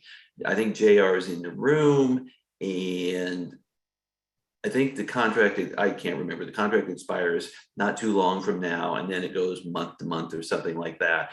And we're getting zero revenue, and it appears that we have got zero revenue for 3 years, and something went wrong. They're producing it, it's a nice magazine, but we're not getting any money at all, and we need to have a conversation and make a business decision. JR, do you want to add anything to that? No, I mean, you hit it pretty well. Did we Okay, ever get anything, JR? no. No, Answer's never. no. No, I mean, they're probably not making money on it, but we're not losing money on it either. So yes, they owe us, but we're actually probably still ahead right now in the grand So scheme of things, we- just for the we- record. Yeah, we aren't I using- think what we need to do is just lay out the facts and get this in a board conversation and decide, do we care? And I think Kevin summarized it right, and it just needs to be a conversation, but somehow we need to talk to somebody at the darn magazine too. We can't just do this in a vacuum. We need to pick a board member who's gonna talk to them. Okay, so then you go down to staffing. Staffing, you've seen the thing. So, there you've already seen the support for the numbers and know the equation. The reason I have the 455, 323 up above in blue is we have, and I think everything is signed now, where we took 2021, we added 5% for inflation, we added the adjustment to get to the lowest thing, and now we've got that amount from Croa, and we will have an increase then for 2 years for inflation. So Croa is pretty much locked, and that was part of the renegotiation. So this year it's 75.2, 24.8. Our percentage will go higher in the future, and that is reflected in what we roll forward for 23 and 24 because we have certain multipliers that will be added on. So everybody is aware. Insurance is the next biggest nut for CJC. And I'm dropping down to page 17 of 25. Just so we're all on the same page here. For insurance, our actual cost at 12,720, and that is when the contract comes up for renewal, was 189,000. We're budgeting 229. On the screen, you can see I've got property and GL in blue. We got a range from Lou Byron of 10 to 30% for property and 15 to 50% for general liability. And these were before Ida hit Louisiana and the Northeast and all that other wonderful junk. General liability has been under a lot of pressure from my conversation with Lou due to the fact that we've had our own cases, but inflation hits big time on that, and all the lawyers advertise on TV 24 hours a day. So, when you look at this, at 229, I went with the midpoint of the range. I think it's fair, but there's risk it could be higher even. He does go out and do bids on stuff like that, everything which you all see as part of our renewal. I think it's a very competent process. I don't have any problems there. And you'll remember we had Mary Ann look at it independent last year, and she said the same thing. So I think there's a good process there, but it is what it is. We have good carriers because in Florida, you need somebody who can pay. Brian, can I ask a question on the cyber liability? That's in addition to the 229? That is correct. And we're actually required to have cyber liability on the Croa balance sheet for some reason, which I'm drawing a blank on, because it's covering our liability and it can't be done up there for some reason, but I forget And it. Brian, another question. I and perhaps I'm missing it, but I see the separation of Croa insurance costs compared to CJC insurance costs. Now, I look at a property like the water tower over on 192 in Celebration Avenue. That is a CJC property. The rest of the properties, as I understand it, are actually Croa properties. This building right here is owned by Croa. How is the insurance? Is it appropriate that it's under a CJC property insurance there?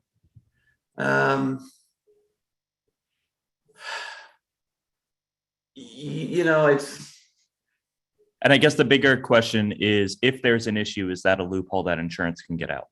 No, because CJC is buying it on behalf of all parties. So like from a liability perspective, it's actually best to have it at the top company because it avoids split liability questions. So it's clearly best to have it at CJC because then we all know that when Morgan & Morgan sues, they sue every party individually. This way, there can be no doubt that it's covering all parties because they're all named as insurance. Okay. You would agree with that, right, Jackson? I do. Okay. And there's a legal reason why cyber is under Croa, but I can't remember the legal reason. I'm sorry. So going back up here to the expenses under the management fee for grant managers, $108,000 per contract. Town hall network, and some of these I'll bounce right down here a little. You can see town hall network has went at 118,000. We did the last piece of the increase for technology committee to 63,000. They had a technology committee meeting yesterday. I told them I had to have support for that for our October board meeting. So that's 20,000 of the increase. Computers, we've got kind of, with Grand Manor and coming on new and stuff like that, we've got some numbers out here that are almost a little bit like plugs, Microsoft licenses, computers. You know, we may find out we're high budgeted in one area and low budgeted in another area, and we'll let itself sort itself out. Is my honest answer, but tried to at least be conservative and get a number up there. Telephone and communications, Patrick fed into a lot of these numbers, supplies and equipment. It's pretty straightforward. There's the water tower, miscellaneous on-site type stuff. I mean, these are pretty standard type items under CJC. So I'll go back up to the CJC page and say, are there any questions? And I'm on page 14 to 25. And page 14, is that? Yeah, that's just the to verify? summary, the summary page. Yeah, just a clarifying, under expenses, administrative, lifestyle communications, 30% increase, is that basically personnel? Under which one, sorry? I'm sorry, under administrative, about halfway down, it's 329,046 in the left columm. Yep. So that's Lifestyle basically- communications is Additional salary person? plan. And we used to have some stuff lumped in a different category that we moved in here because I think it was incorrectly broken out. And it was really all headcount related. So it's put in there. Okay. So that's what's Okay. happening. Just want to verify that we have that support. Cindy, are you watching the time? It's 10:40. Yeah, I am, dear. But I have one question. Last night at the finance committee meeting, Brian, you said for me to check on this income of $6,028 in miscellaneous income. Yep. Since Susanna are here and JR's here, do you guys have any idea what that is before I start digging? Can you point me what It's page on you're the- on? on page 14, Okay, in the income section, it's third one down, the actual. For Miscellaneous June? income. Yeah, $6,028. It's highlighted on my. This one, yeah, highlighted in brown. Either of Nope. you have any idea what that might be? Is that anything with the shop, the logos? income. It's income, It's Is it anything with the logo 16,000? shop? 6,028. Sounds like a low- Can you Yeah, just, that sounds like a good, That's my best guess Guess. because we changed it from CJC to Croa. Now, that's literally just a guess right there. But Okay, I would look at I'll that look number into to it. check. No, I already got on my list of things to do, Okay. Suzanne. okay. Thank you, Brian. Yep. Cindy's got a funeral, just so everybody knows. So, She said, yeah, she let us know.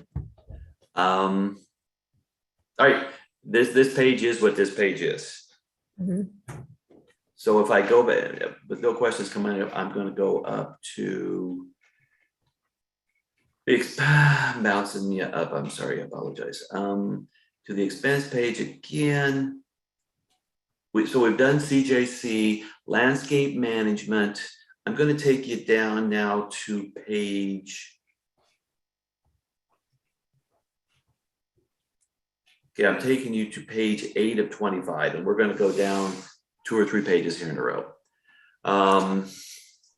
So at the top of 8 of 25, what we've shown you here, and the first category here is landscape management.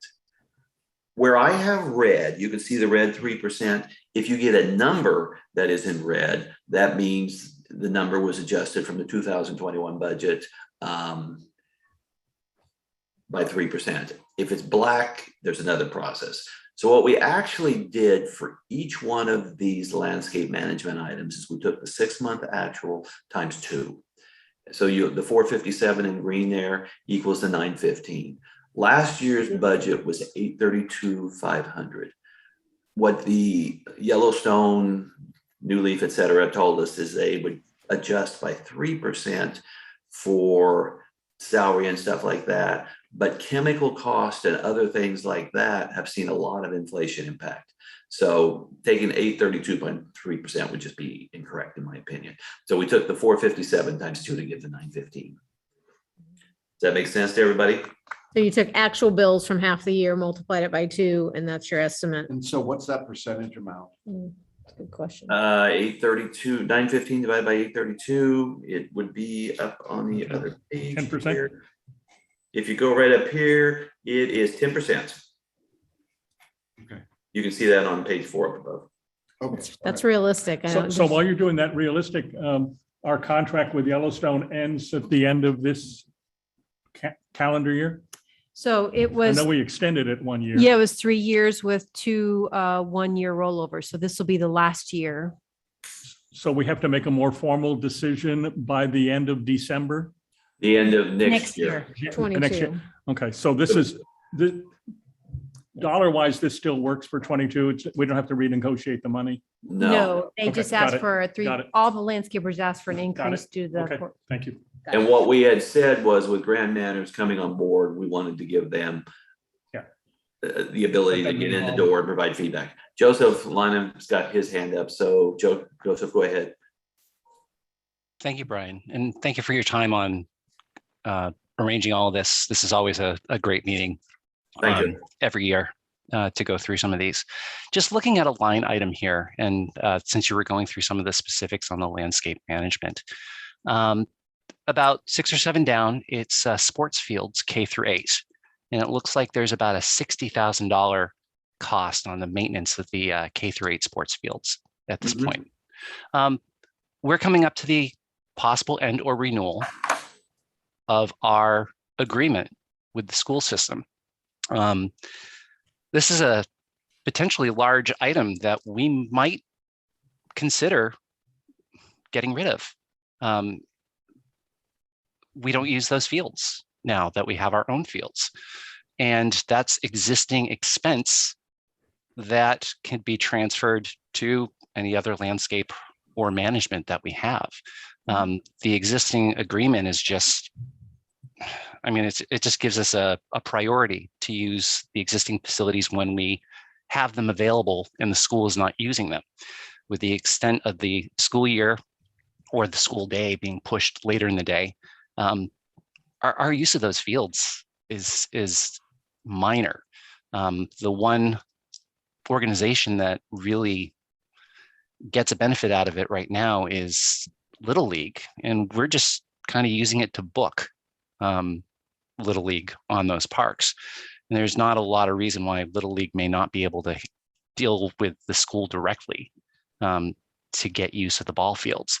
But that's a good chunk of money that we could look at if we're actually utilizing the agreement that we have.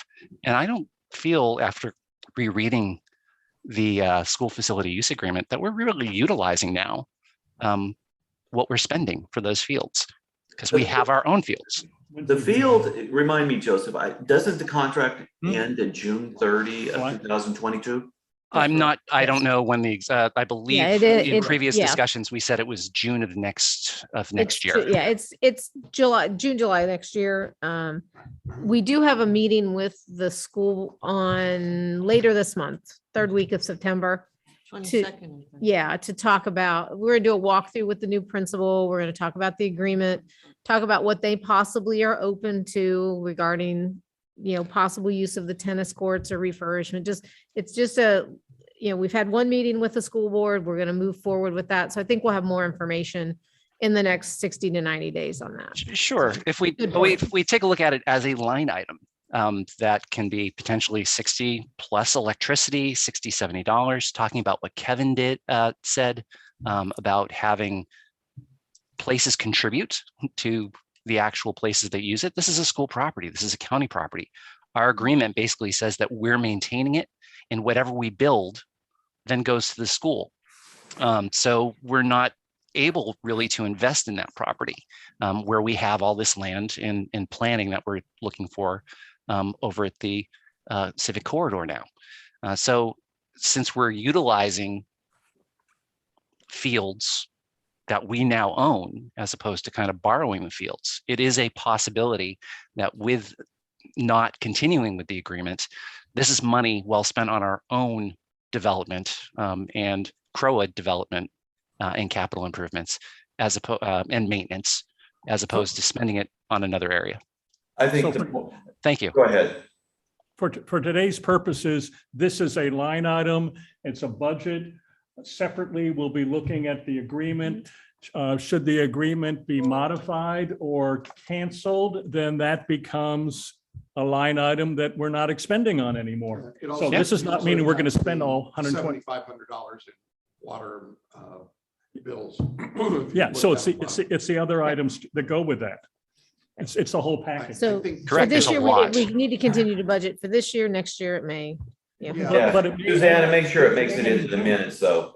This is a 12-month budget. This may end in June, and then we have unanticipated or unexpected savings. Yeah, Exactly. I'd like to look at the athletic field complex landscaping. I recognize that we've simply doubled what we've spent so far this year, but I think it's pretty clear that there's a lot of work that needs to be done out there. And I'm not sure that this amount is going to be sufficient. We had budgeted apparently considerably more, but given the difficulties with drainage and sod and other things, I think we should just be aware that as we're thinking about adjustments, this is one of those line items that very likely could change for us. Yeah, good point. And just because we're talking about the fields for just a minute, I want to just remind the board and management that we requested some time ago to get bids on potential solutions for fields 1 and 2 for drainage. Maybe we got them and I never saw them, or I lost track of it. I'm just stuck on that. I don't know what happened. It kind of seemed to drop off the table. Am I misremembering? Didn't we say we wanted engineering plans and bids I for? think we discussed it and we dropped it because it was said that they was built right. Are you And I asking, remember are you us- asking We in need to revisit contention of that. fixing it, or in the context of What going are the back op- what are against the the options? builders that they were built I wrong? think there was $125,000 figure somewhere I linked guess to my that. question is, if, let's say it's 125,000 to repair, Brian, where would that kind of an expense go into this budget? I don't, that's a good question. I don't know if it'd be a replacement reserve or a capital fund. I'm not sure, to be honest. It'd either be replacement reserve or capital fund. Okay, So I would just like to bring that back up to the top of the list. Suzanne, can you to make, look at. Suzanne, can you make a note of that? Because we'd have to go back and look and see what the direction was, because honestly, I can't remember. And we got to remember getting an engineering report. Well, this happened Was it right as one we of the- turned over the board again. Well, So and I I, don't- I just Exactly. don't know what. the Exactly. thing, I remember the discussion came up was like, what is wrong with the fields, Right. basically? That And was done so before. we went and Yeah. met with like 3 different, we met with Arnco, we met with Danny Bumpus, Neil and I did, and we had some Zoom calls. And they basically said it's built the way it was spec to build. The Right. slope there wasn't a lot of slope. There probably is some drainage problems because of it, but it was built the way it was supposed to be built. And so then I think after that, it But was there's, kind the of like, point is, there's what do we issues do and we about need to it? look at So that. There are you're- solutions. I mean, they're Yeah. maybe good, And the maybe dis- bad. but- Underground The drainage. discussion was also that if we Artificial went turf, along $1 with million. repairing it, there was no guarantee that that was even going to solve the Right. problem. But Okay. I So don't yeah, want to get off can- track. no, I no, just want yeah, to say, yeah. it's a 6-figure item, I Right. think, You're good and it point. probably needs to be. Considered if we're going to invest in repairing those fields. You want discussion of that on the future board? Yes. Meeting, okay. And if you could go back and see what we said before. I don't think we actually told you to go get engineering bids, but I don't know. It was. that's right. As we're coming up to 22nd, we're probably going to be talking about engineering on a few different things. So maybe we just if we're going to do one big engineering project, let's just wrap it into the whole project. Can you remind us of that? Because I think that's going to be a contentious or a Yeah, but high level meeting that we need to make sure we cover that if we make. Yeah, I agree with you. Make sure, Susanna, that both those items, Joseph's and this one, get in there. And I think if we're going to do one CCFC engineering study with a civil engineer to get it right, then we just add that to it. So while we're on this page, again, this is for future looking at. I know we did look at this before, but we're talking about water and reclaimed water. We were looking at some smart system. Yeah, what happened? Did I we mean, end up so with- we don't need to deal with that today, but we need to figure out what. Did we approve them? I That was when I was on the board I don't know. before. We need to look at, we're going to do some smart irrigation, and there was some potential discussion with CCDD. The idea is invest heavier today to save tomorrow. Don't we actually But I have don't things that remember needed to be closure. installed that we'd already paid Initiated for? Say that again. This I was, remember Todd initiated. This Yeah, was- Yeah, but Yeah. remember Hold on. They did use some smart irrigation in some places. But have we done everything we could do? What are the No. options? I think we still have irrigation controls that were purchased and never installed. Oh, Seriously? anyway, let's just to circle that back around. Yeah. Okay. One thing also we want to talk about, and I think this is the right place to put it under programs and events, is new resident orientation. I don't see that in here. I think, Brian, is that where this would go? Where are you at? Well, I'm looking at the bottom where it says net programs/events, What page? page 9 of 25, Oh, because you were just on there, right? No, I was on, we were actually on It was on last gap, we were on last gap managing. Oh, I'm sorry. I moved ahead. Sorry. I will wait till you move to page 9. I moved ahead in anticipation. I was trying to, it's already 10:53. I got 8 minutes, get on the ball.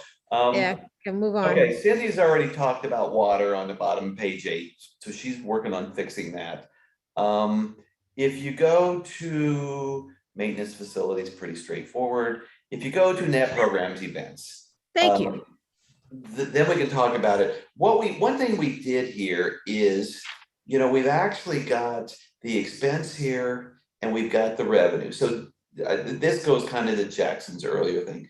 You'll see, Jackson, where the note says per special event committee. Yes. So there is actually in the back here, a special event committee submitted budget, which I got to find here and tell you folks at the top the page. I'm looking. I don't remember. I don't see it. I don't remember that in the materials. Well, if it's not there, it's because whoever built this dang thing forgot to display it because it was done. We're not paying you enough. We're not paying that person enough. I think a raise is in order. All right. So if the person had put that in, What would it tell us? it would tell you that this was the budget submitted by the group and that all of these revenues to the far right and the expenses to the left are what was actually submitted by the special events committee. Okay. So when we start looking at why the revenue and why the expense, this stuff was not something where Brian jury rigged the process, but actually got the feedback from it. And Suzanne, in your notes there for the minutes, note that the model's got to add special event support sheet and then we'll be in good shape. I know JR has that and it sent it to me. And on that item, Brian, can you explain the transfer to CCS for 86,000? Yep, in 2021, you'll see we're in the green up above or blue, sorry, where we had the 107,833.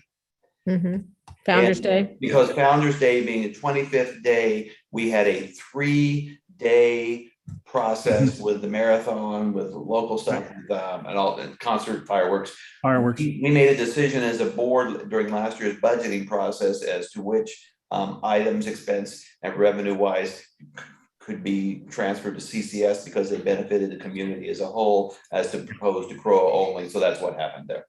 Okay, all right. So going forward, for our budgeting purpose, there would be nothing comparable. No, there's Right. no, Right. No, it shouldn't. So Okay. back to Diana's question about or David's, about a new owner orientation.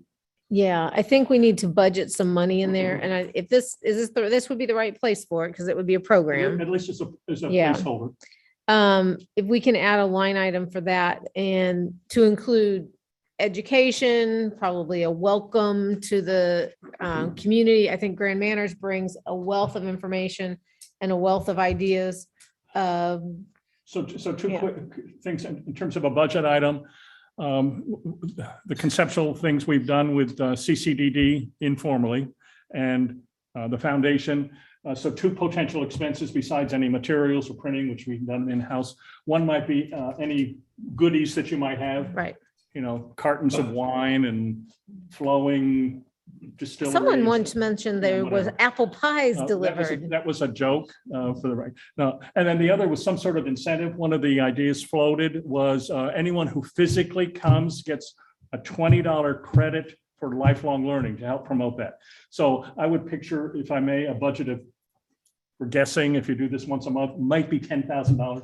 I think, I maybe- think we may maybe- need it. Well, I mean, I'd like to see us partner, you know, if we do I'm betting Grand Manners can come up with something But- even think- better. But Yeah. at least let's well, I have was a gonna budget item we say, can always review. $10,000 sounds like a lot of money for how many new residents a year? well, let's talk about that. I mean, what do we? $10,000 is 1,000 a month. Well, if it's not many residents, there's no capital contribution. That's it. There you, Make it a percentage of capital contribution. I think we need to budget Seriously. something for this because it's something that we've gotten away from. And what do we turn, you know, between last year and how many new residents have we had since 2020 that haven't We're gotten talking about anything? 300 home sales. Yeah, that haven't gotten Plus- anything, right? Plus you have an That's what you're apartment. Discussing at one of the board meetings about working with the foundation Yeah. on a Yeah. welcoming package. Yeah. And we said. Yeah, but we- if you told me 300 home sales a year times, let's say $30 for the materials, that's $900. I mean, I'm not arguing with adding the line item. I could care less about that, but. Yeah, you know, so if we're talking 300 about- home sales times, you said $30 is Yeah, I mean, that's $9,000. 900. I mean, if we're talking about adding $2,500, that's a rounding error. So let's Let's- just give me a yeah. line item and tell me 2,500 and I'm happy. Well, See, I do more. I wouldn't script on this. yeah, I think that, and It's a I'd also welcome. like to go back and say, if we're gonna budget for 2021, we need to go back and kind of Well, no, it'd be budgeted for 2022. I'm sorry, 2022. I think we need to take a one-time hit, go back, let's hit the residents that we've missed. Because again, we Yeah. get a lot of communication from the residents that don't even understand what they're responsible for. And really, we need to get in touch with them, which will save us in the long run of them not understanding covenants, them not understanding the system, and It's them not. a good under- investment. Well, That's why and, we said we would wait until our new management company. yeah, but comes we got to on. get it in the budget Yeah, we're now. getting- But if budget. are you talking about something that would get delivered to them Mhm. or No, so yeah, show I up. am. mailed? Oh, could be both. I Could be am. both. Okay, Could so be it's both. delivered just, well, not, then just factor in not just the, is Yeah. that staff time that does that? Or do Yeah. you have like a FedEx or I don't know? I what think your there's a lot of, courier I service, think there's a just lot of factor in that exciting part. things that Grand Manners is going to bring to the table, but we need to put a line item in there to budget it. Let's say if we, how many homes did we sell last year? 300? Plus apartments. See, I don't know, yeah, I don't know That about. was Not a 400. farm. wasn't Picture- it That's another 400 budget. homes? We're Yeah. not getting into that. So why don't, if we can get a 20 or $25,000 budget, and I know Brian already said he thought 9,000 was a lot. I'd like to see the line item in there so we can give Grand Manners some flexibility to do some things to rebuild community. And I this is would like to see a support for a $20,000 number. I mean, I'm Yeah. happy to stick in the line item, but I mean, that's a big number. So at least can somebody say what we're gonna do for that? Plus, somebody needs to tell the special events committee, so they add it to this too. Yeah, Okay. special. I'm fine with that. Can we put it in there and then we can get support for it? as what the plan, what Grand And Manners I'm sure plans on that, you know, doing with the with that money. foundation, there'll be some funding Yeah, or and in even kind the- coming in. And even Kanoa, I mean, because there's Absolutely. businesses downtown that can be a part of that. Okay, we got to back up for a minute. I'm sorry, I'm gonna have a heart attack over here. What If do you the have a heart residents, attack? if the ownership in this community is gonna start paying for the apartment tenants, the No, I didn't say apartment. business owners, I'm going to have a conniption right now. We- What do you mean paying for the business owners? No one You said just, that. somebody just mentioned that. I said Somebody Kanoa, I just said as the Kanoa, yeah. downtown businesses wanted to participate to support Okay. this, not, Because we're not paying them. $25,000 is, We're not paying to, wait a second, we're not paying to support their business. They're paying to support our new resident. I Welcome. will support a It's the line other item. way. I don't know what number to put in there, but Well, let's have Grand Manners if kind there's of put 5 together. digits, I'm gonna something. have a hard time. Let's have Grand Manners put Leave that together part out. something and then Leave we the can kind Kanoa part out. of. I second, third, and fourth what Kevin just said. I'll have. You want to see some hard facts, right? I want to see something, yes. Okay, we can do that. Separate item here, Brian, just for clarity, on that page 10. The Yep. very last item that's listed as contingency funding, family events in 2020. The 21 budget has $20,000. And I know I worked with special events a year and a half ago to say, have that for contingency, but there's nothing for 22. Well, no one has complained yet. I'm complaining now. So I think that should be put in. I got a bad connection, Jackson. I can't hear what he said. No, So- I think that gave them flexibility to do things that were outside of the standard. And then with What Grand amount Manners, do you want to, what amount do you want to put in? put in another, what did they propose? Well, the document- so to the best of my knowledge, they proposed nothing because the 209050 ties to what they submitted. I just don't know where the heck to find that stupid sheet at. I know it's in here somewhere. I can't believe I lost the damn thing. JR, do you have your stuff in front of you somewhere? I have my spreadsheets, yeah. Because they didn't have any contingency. Well, so that was, that also with Grand Manners coming in with other creative ideas that they have. We got to be, we have to, We got to have a budget. we got to help have some support sort that. of budget to So I- support. I'd start with, let's put in 20 for that. We brought them in, let's give them some Let's give 'em funding to be able some- to do some things that we ask. Yeah, Or that I mean, they this bring is, to this us. might be 1,000 here and 2,500 there. But it's to be determined what those smaller events that are not part of our traditions. It gives some flexibility, and it's really through the special events committee, as I understand it. With my- I'm 1 vote out of 7. What's everybody say? JR, did they ask for anything? Let me just ask the honest question. Yeah, they had hoped that what we had this year, they would receive next year. It was my They asked for the underst- 20,000? it was my understanding in August when the budgets were being put together that it was in there. Oh, I didn't see that. Okay, resend your thing. That's why we're to me. meeting. All right, do you want the 20 in there? Yes or no? Everybody tell me. Yes, Yeah, at least. plug it in.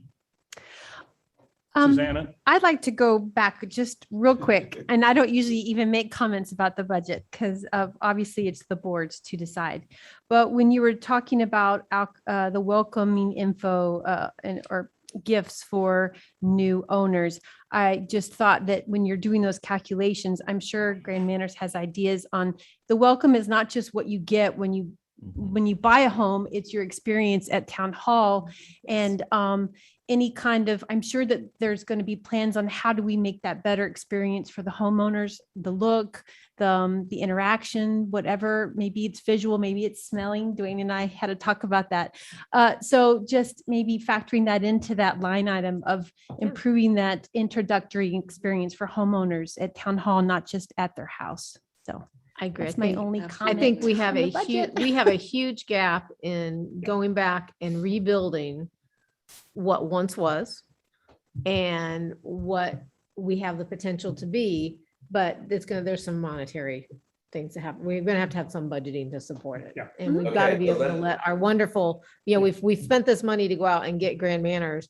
We've got to give them some funding to be able to have some Absolutely. freedom to implement and bring us up to what we told them we wanted them to. Might be a little gift bag, like JR, you did a gift bag for some event. Was Where you for delivered it to the the homes annual for meeting. Annual something. meeting, Yeah. annual meeting. Yeah, I this love year. my wine glass. Thank Yes, you. Yeah, we love the wine glass. But We're just so everybody understands, if we add $20,000 for welcome bags and we had $20,000 for contingency, that's $40,000. That's another $10 a homeowner. It's a big figure. Yep, Yeah. this is the time to do it. Well, I would love to see that. Okay, we'll look at the budget again next Friday, because then if Jackson wants to start adding capital planning on top of that, I mean. We're not, we kind of said we're not ready to do that. but Well, that's we've something we talked wanna about a lot do. of things We that are talked about spending it. money here. I'm just reminding everybody. I agree, that is $10 a home. We're also making up for many years of no increases. And Only in no, the last 2 or 3 years have we had HOA dues increase. There were 6 years of no increase. To Jackson's point of a board didn't want to have increases on their shoulders. Let's plug it in, fatten it up, and then trim it down again. Exactly. Because no matter what Oh, we that's right. do, That's right. budget strategy. no We also matter have some- what we we also do. have It's like a some revenue- hurricane strategy. We have some revenue, offsetting revenue for some of these events. Is that based on historical data, JR, the revenue? Some of it is, I've already secured a $20,000 sponsorship for next year. So that is, Does that show on here? yes. For which event? Or- Actually 17,000 will go towards the holiday concert and 3,000 will go towards Pups and Pines. So that's where those revenue figures are coming from. Because the ticket sales actually go to charity, am I correct? Mm-mm, It's No. revenue. They used to. There was The- one the year first- that The first happened. year it did. Okay. Now Right, and for we had a discussion about that. Yeah. Yeah. And that stopped. any cable purchases go back to Croa to help fund the event. So do we see that number in here? Yeah. Is That reflected? number is reflected in So there. if you look over the right-hand side, like daddy-daughter dance is a $13,000 expense, right? And then it's got a revenue of 10,005, is that what I'm? Oh, I'm And seeing that would that's be- way over there. That's Okay. ticket sales, and we have a community partner that is willing to split the cost of the tent for they can do an event that same weekend. So Yeah. that is the other half of that. So that's Oh, all nice reflected in nice this, tie-in. this far right-hand column, is that correct? Correct. Yeah. So that basically ends up being almost. 48,000, almost 50,000. No And is- offsetting revenue. Yeah, and yeah, for the whole, Could that area. number realistically increase? Enough to Hopefully, make Mr. Kensel happy about the. hopefully, line yes. I mean, we have a sponsorship packet put together for 2022 and hope to, I mean, I don't know if it'll necessarily match what we did this year, but hopefully can offset some of the more costs. Is that like Mattamy? Because I know they supported a Yeah. lot and have throughout the year, and Foundation. But only if you're talking new revenue, it's already in here budgeted and tied up above. So you'd have to tell me you're talking new revenue items since when you submitted this. I think he is. He's talking about a new sponsorship No, package, right? The things he just said, he said were already included. Okay, Yeah, but we have a sponsorship packet that we put together for events for next year that we'll be selling. That from- he But maybe hasn't we have a sold yet. Sponsorship package for new residents or for resident information. I mean, theoretically, right? maybe the realtors. Well, my concern, just because we are talking about this right now, between the apple pie, between the welcome package, between whatever the case may Pie. be, is a majority of those new owners are going to be Mattamy owners. It's A true. majority will That's be true. over the next several Yeah. years. So And that's they'll why be- I'm having a challenge right now as once again, that expense falling on the ownership here. Right. So that's Well, where I think- that's think what I what need to Grant understand Manners was more. Talking about was a new. Dwayne, you want to speak to it? Yeah. for Instead of me trying to- resales. So, and a community's gonna turn. I can't hear it all, I'm sorry. Yeah, he's not on a microphone. Come on up, so Okay. Brian can hear you. So a community will turn anywhere from 7% to 10% of the owners will resale. Okay, that's what we're really talking about here, is the resales that come in. Plus, yeah, Mattamy is gonna be part of it. You know, what this does, if we really do it right, speaking to Suzanne's, experience coming into town hall, that a gift, a bag, or whatever we put in, I mean, Grand Manners will donate to this too, is we will create a better sense of community. Mhm. And if we do this now, we can, we're turning over 10%. So 3 years from now, 4 years from now, we'll be able to build a lot more sense of community. If we just send them a letter in the mail, say, welcome to Celebration, and here's your dues, that doesn't do it. And So here's your what thumb we'd drive. like to think bigger. Yeah, And I mean, that's again, great. we'll participate in this. We don't expect the association to bear the cost of all of it. We can get sponsors to, the downtown businesses and stuff, I'm sure would be interested in getting to the new owner as they come in. So anyway, I think we can, and we've done this in other communities and it's very successful. And And to Kevin's point, Matt, we should pay, we should really. they should be one of the big sponsors. And so the way that Dwayne has just mentioned, I will say it this way, I appreciate it. And it definitely has a touchy feely aspect that we're going for, that emotional, get the connection. You've now become part of the community. I love every bit of that. Thank you. My challenge is the expense portion falling on current ownership. And even though there will be a benefit, if we can say that, to the community feel. Now, what you did just say that really changed my opinion or swayed it a little bit more is that sponsorship. And if you go online and you purchase a new property or you do a change of mail, you have USPS that goes ahead and sends you a whole bunch of coupons. Well, if we go about it that way, and with JR's skills with sponsorships, and we get all the partners within the community chipping in as well with a coupon, that expense can be offset. And if we're saying, hey, we just need 1 year of X dollars to go ahead and start this process, but in future years, for getting it going. But for future years, I don't want to see it as a big ticket item that is nonstop on the back of the current ownership. I agree. I think we can, with Grand Manor's help and with JR, there's definitely a potential to get it up and going. But it does need startup If it money. needs seed money. But it may actually need seed money continuing on, but we got to see that. I mean, till once the program is up and running, I think we would have more of a financial. I agree with everything Kevin said. Eileen Barr has a comment. Let's let her speak. Oh, sorry. Go ahead, Eileen. I'm still back looking at the budget. I'd like to make it clear, I do not speak for the Special Events Committee. Only Dory can do that, and I would suggest that you speak to her. But the committee did spend a lot of time. We met without staff present, without our liaisons present, and really went over all of the events and made comments about them. I don't have the figures in front of me, but I suggest that either I'm willing to, or you call Dory and have her send out what we submitted to JR with comments on it to the full board, so you can take a look at it. I think we already have that, Eileen. Didn't you say we already had that from the committee? I got something from JR, but if Dory has something with the full comments in it, I don't have that. That would be great. Send it to the full board. I'd appreciate it. Okay, so I will speak to Dory and I will ask her to get that out. Well, then will you brief her on this welcome concept idea too? Okay. Yeah, I love speaking. There's no one I like speaking better to than Dory. My memory, and I don't have it in front of me, was that in fact there was a certain amount of money left for new events, interesting events, add-ons, but we wanted to make it clear that we needed committee involvement in the spending of that money this year, because it got a little hazy last year. So I will speak to Dory. Thank you. You're welcome. All right, where do we stand, Brian? What page are we on? Let's go to 11 of 25, legal and professional.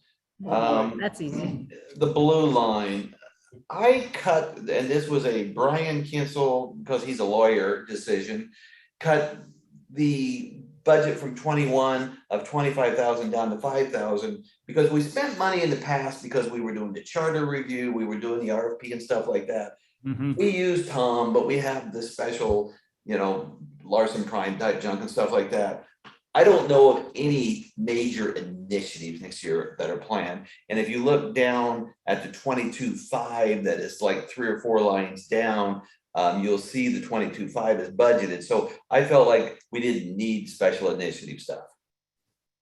So when you do bring up legal and our Larson Prime and so on, and connecting with our conversation next week about service area, let's just keep that in mind with whatever service area budgets need to connect with legal and ensure it is 100% again within the service area, not on the overall Crow budget. If they can benefit from their discount that we have as a whole, excellent. But dollar per dollar, hour per hour. That they have a line item for legal. Right. They cover their own. So does anyone argue with my 25 going down to 5? I mean, I want to. Yes, it makes sense because we're not in a major under a major legal Well, project, but, well, maybe. Don't be saying that. yeah, I think it is wonderfully optimistic of you. And I hope that you're correct. However, as the Eeyore of the board, when it comes to these issues, I think that there are some looming litigation issues potentially out there. And I think that we should be very careful to recognize that we can't control litigation. It comes to us, it happens to us for the most part. And therefore, you can put any number you want in there, but when you get served and you've got to deal with it, you've got to pay for it. So I'm okay with $5,000, but let's not tell the community it's $5,000 because everything's hunky-dory. There are looming. But that 25,000 wasn't meant to pay for Yeah, lawsuit. because that's why That I'm was paid. saying, Jackson, if you go 4 lines down, you got the Larson's and Associates down there, which went from 20,000 to 22,500. I agree, we use Tom all the time. Right.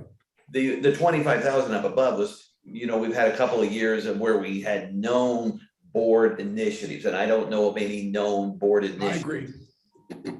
But I 100% agree with your statement. I'm not arguing that at all. The other question, we've got collections with Arias Bossinger. Susanna, do you expect that number to stay consistent in terms of our collection activity? Yes, but I do plan to talk to them and actually figure out what that line item entails. Yeah, I'm not clear on that. It doesn't sound right to me, but. Well, the actual was 800 for 6 months. But I'm not sure that they're billing properly. In other words, I'm not sure that we're seeing, because things slowed down during COVID, I'm not sure that we're actually seeing a real number there, that it could be a significantly bigger number. I will make a comment right now, which I think is important. Cindy's been doing some of her work. When we get a finance director type person in here who actually starts managing our balance sheet and our income statement, I think we're going to see a lot of movement in a lot of things. Yeah, I think that's accurate here. Brian Kinsel really works well at 25,000 feet.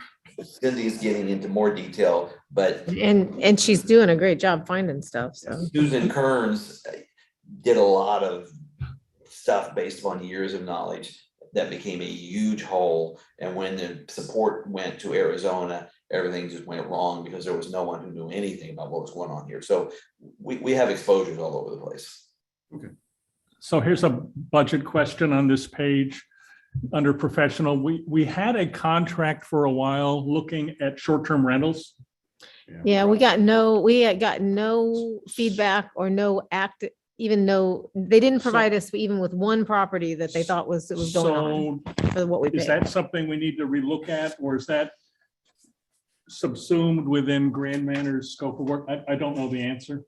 I thought Grand Manors thought maybe they had some ideas, and I'll let them answer in a minute, but I think what we learned was most software type solutions and other things were wonderful in theory and horrible in application, but maybe Dwayne can add to that or somebody else. So it's not necessarily, we don't need a special contract for that at this point.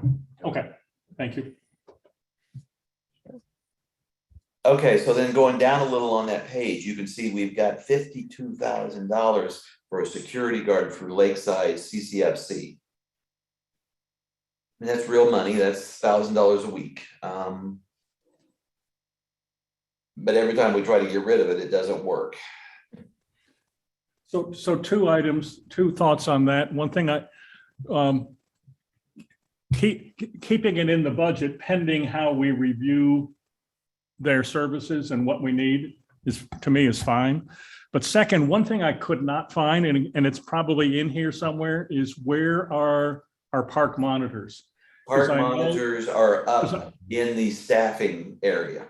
I just couldn't find it. I want, we talked about park monitors and making sure their salaries or their wages were correct and having enough park monitors. So I want to make sure we have enough coverage with park monitors. And I just didn't see it. They're in the staffing I plan. just couldn't. Yeah, so. That it was would the one be- that was sent separate to you, and we got 8 of them at $15 an hour, and that was based on feedback from Stacy. Okay, so Yeah, that, so so- we have good coverage. So we need to now? hire 8. We hired 8 of them? Well, need we to- have That's 2. what, that's the plan. Okay, Yeah, good. we're gonna have 8 in total. I think we have 2 on board still, I hope, but. But that's built in. I just It's already, couldn't yeah, find it. it's built into the staffing plan. Great, thank you. Good question. That's the major expense items that I have. We've covered a million different things. I'm gonna take you to the very last page in the document, which is, I just want everybody to see that real quick. 25 of 25. Now, this is the engineering study. And what you'll see across the top there is 19 through 24 and a comparison of 2019 to 2016 and how much increase there was. You see the line there with the 189, the 196, et cetera. We're gonna have another engineering study this year. Now, one of the drivers of our increase last time was that we had put the athletic complex into place and some stuff like that.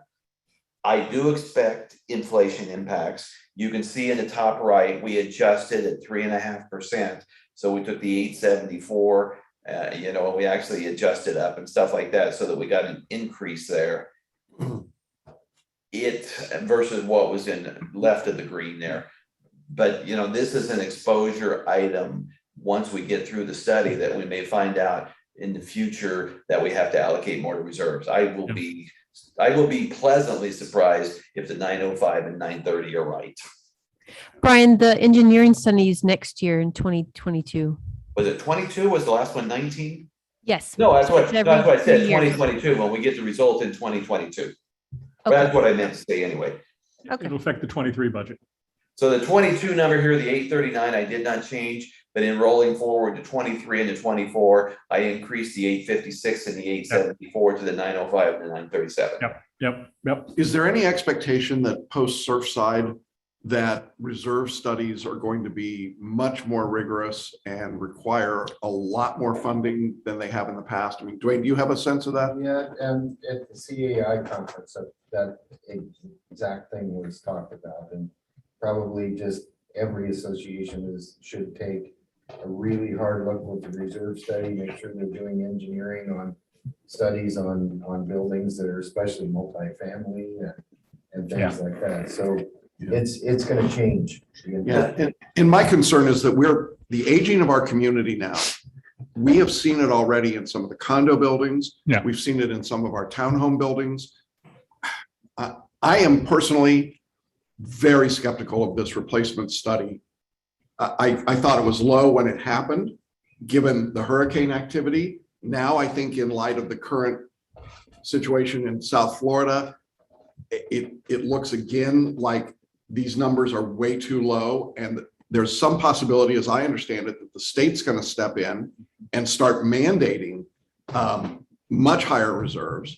And I'm not sure if we shouldn't be proactively budgeting a bigger number in anticipation of that. Is that not possible to do, Brian, or do we have to stay? We can do anything we want, but my argument against what you're stating is that we have had the same firm, which is, I think, very good, do it like 6 or 7 times now. So and the last time they made a lot of good updates based upon feedback with Todd Haskett, who was here at the time, and Suzanne, really going through and walking stuff. So when you talk about Croa properties, we're not getting seawater or sea salt like you would if you're on the ocean or stuff like that. We certainly had roofing replacements and stuff like that.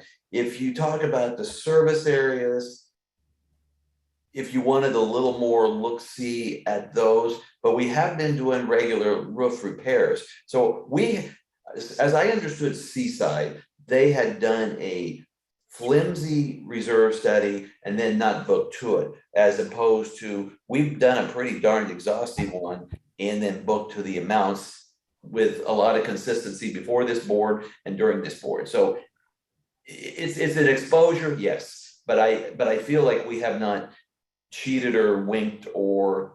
Okay, so I'm sorry, is the real point then that when we get to the service area budgets, we need to look at the service area replacement studies and the amounts we've got there? When they do the engineering study, we get it for Croa properties and we get it for each service area too. And if we wanted to make a request, and it would be done through Susanna and the Grand Manners team, that we want them to take a extra special good look at the service areas, we can do that. So I think just to make one comment real quick, the Croa reserves do not touch any multifamily mixed use You're right. areas. Like condos. Now, correct, like condos. Now, Well, my definitely not condos, question, but service areas. and we may not have the answer here now, who owns the envelope of the buildings when it comes to service areas? Who owns the exterior walls of these service areas? Because they are not an association. So I don't know the answer, and that's not common that I'll answer a question I don't know the answer to, but I really don't know who owns the exterior of those buildings. The owners do. So the owners own, it's like, so if you took this. The owners piece- as a group. Yeah, well, no. So here's if you were to look at a survey, you've got a tract of land and the building's divided between like 4 or 5, 6 units. But the owner owns everything to the sidewalk, just like a single family owner does. And they own to the back where the right of way of the, Parcel. right, For to land, the yeah. alley, and they owe to the end. So they own that part of their building. So when we look at the building itself, let's look at a wall, whether it be an exterior wall of an end unit or the walls that are connecting the two units. Who owns that wall? Not the drywall in, but the actual 2x4s that are in there between the Right, walls. so there's a property line going right through the building like a cake cutter. And so on either side of that line, just like a fence would be on a single family owner, each owner owns that. You're right. So it's not like a condo where it's the walls in, it's the actual division between the two units. Okay, and And so my then- question in a different way will be, there is zero property ownership of Croa on those buildings. Is Well, that we got correct? roofs. We don't own the We don't roofs. own it. This is why I'm a little Yeah, we don't Service own- area? confused. Yes. We maintain, We and the maintain them, supplemental don't says that own them. Croa maintains those things They're in owned by exchange the- for the service area assessment, but we don't own them. The owner has to have homeowners insurance on their particular unit that covers the roof, that covers their their space, everything. I just want to make So sure when a that, hurricane comes and the shingles come Uh-huh. off, they call their insurance company. But when we replace roofs in Parkview, we're paying that out of replacement reserves, aren't we? Of theirs, yeah. Their the money they replacement contribute reserves. to. Right, And not so my ours, point not is, Croa's. The study the should show association. what that real cost is, right? And when we look at the service areas next week, we're gonna see some service areas where their replacement reserves are very low relative to, I think, what it would cost to replace a roof. Could be. Or I know could. that last reserve study, they incorporated the roofing engineer. So that drove a lot of the reserve costs up. So she factors in the cost of replacing a roof nowadays compared to 3 years ago. Her name's Margaret, so that's why I Right, say I that. mean, I'll save it for next week, Yeah. but Okay. I think service area replacement reserves are a major area of concern. Just lay it out there. I just don't think I'll there's agree enough. with you on that. Thank you. Okay, so I'm gonna take you all the way back up to the top. Page 1. Page 1. This is where David wanted to start, and this is where David wanted to end. Oh, he's blaming it on you, David. Oh, we're ending. Are we good? We're ending. It's 10 it's 11:29. Gotta go play pickleball? Yeah. I got my racket right here, I am or happy whatever to it's go. called. So we went through every major category that is on here. Comments, questions, thoughts? I mean, we've got follow-up questions that Susanna's gonna have in the minutes and hopefully get out quickly so I can make sure that I actually incorporate them in the next model I send out. On here, we have the net income in 24 and 23. I question if 23, and I think we need to add a line for just Islandville in 2023 and 24. I think we need to add a line that we call Island Village expense. And it's almost unknown, and I don't think 2384 will actually be enough in 2023, if I had to be honest with you. So do you have other thoughts and stuff like that? I have two items. One is minor and one is perhaps more discussion. Page 16, just for clarification, it's a small figure. Could you just let me know what garage storage newspapers is for Oh, I saw 1800? that. I saw that, yeah. Which page is it? 16? Page 16, miscellaneous on-site expense. And it's actually an individual's name is on there as well. And I don't know. who Oh, it is. David Pritchard. Yeah. What's up with that? That's the name of the vendor, but it's one of the storage units that we keep things in, recreation stuff too. I mean, this says newspapers, but I don't think it's just newspapers. It I says don't even newspapers. know Is that That it like has when the that. magazines come, is that where they get stored if they're No, overflowing? magazines are stored here. Yeah, I don't know why it says newspapers, but it's one of our storage units where we keep stuff for events And and who is David Pritchard? I don't know who he is personally. That's just the vendor See, name that we've used where is for the storage unit? Out here on the- locally. out Is on the it- boulevard or something? Because that name owns two residential properties here in the Oh. community. And I have a combination of questions that kind of continue on from there, such as business and a property, the legality aspects, We're us not as storing the Croa stuff doing at it. his home. Well, are we? I don't know. I just know No, of two it's a- properties that It's a are, storage unit. I can look into it and just find out more about the yeah. about the And if- vendor name. I What's the mean, difference between that and the storage unit It's- 101? I mean, yeah, that's where I'm. there's There's just two line different, items. it's just two different storage. So we're Okay. just breaking it out by the cost. So Okay. that storage unit costs that much. The other storage unit costs another one. Yeah. All right, There's just two 'cause it's- locations in the community. Kevin, can you send your question? Kevin, can you send your questions to Susanna and copy the board and she can research them? Rather than say David Pritchard, storage for newspapers, Susanna, give us the correct storage name. Yeah. or Whatever. we Okay. put there. Just need to know who it is, where it is, why it is, all that fun stuff. And then I'm going to go on to another item. And that's going to be the rental income on page 2 for $24,996 from Croa for this building here, 851. And I've brought this up annually. I'd like to get a better understanding as to where those figures come from. Why is 25,000 the number? Why has it always been the number?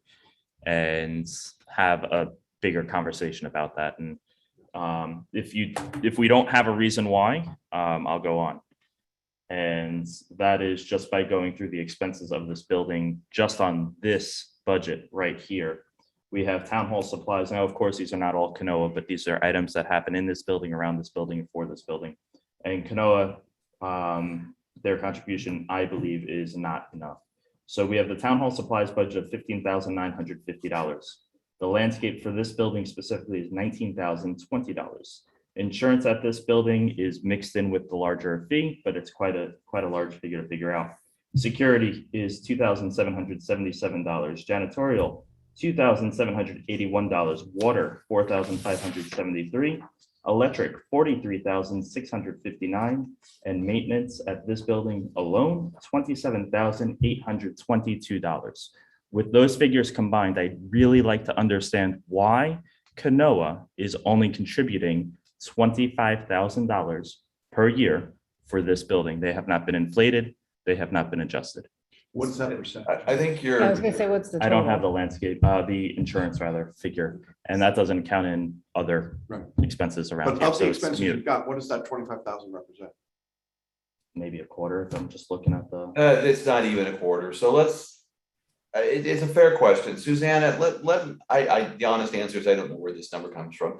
Susanna, is there a contract or something you can send to us? And then we can build off of what Kevin just said, something and say total expenses are X, and if they're supposed to pay for 24.8% or something like that, then the number should be Y. It's a fair question, Thank you. Okay. Yeah, because if they're paying the but I'd same, like to know if there's Revenue there must share be an should be the agreement. same. It says per rental fee agreement, so we need a copy of the agreement. And I know Steve Waring had told me there was one, but I don't know that I ever saw it. Never seen it. Okay, it needs to be sent to the whole board, please. Yes. Yes. Thank you. Any other Some, questions? some minor items or questions. Okay. One is going to page 12, where we have, and this is just a placeholder idea. Under Parks and Recreation events, we have community chorus 3,500. Great.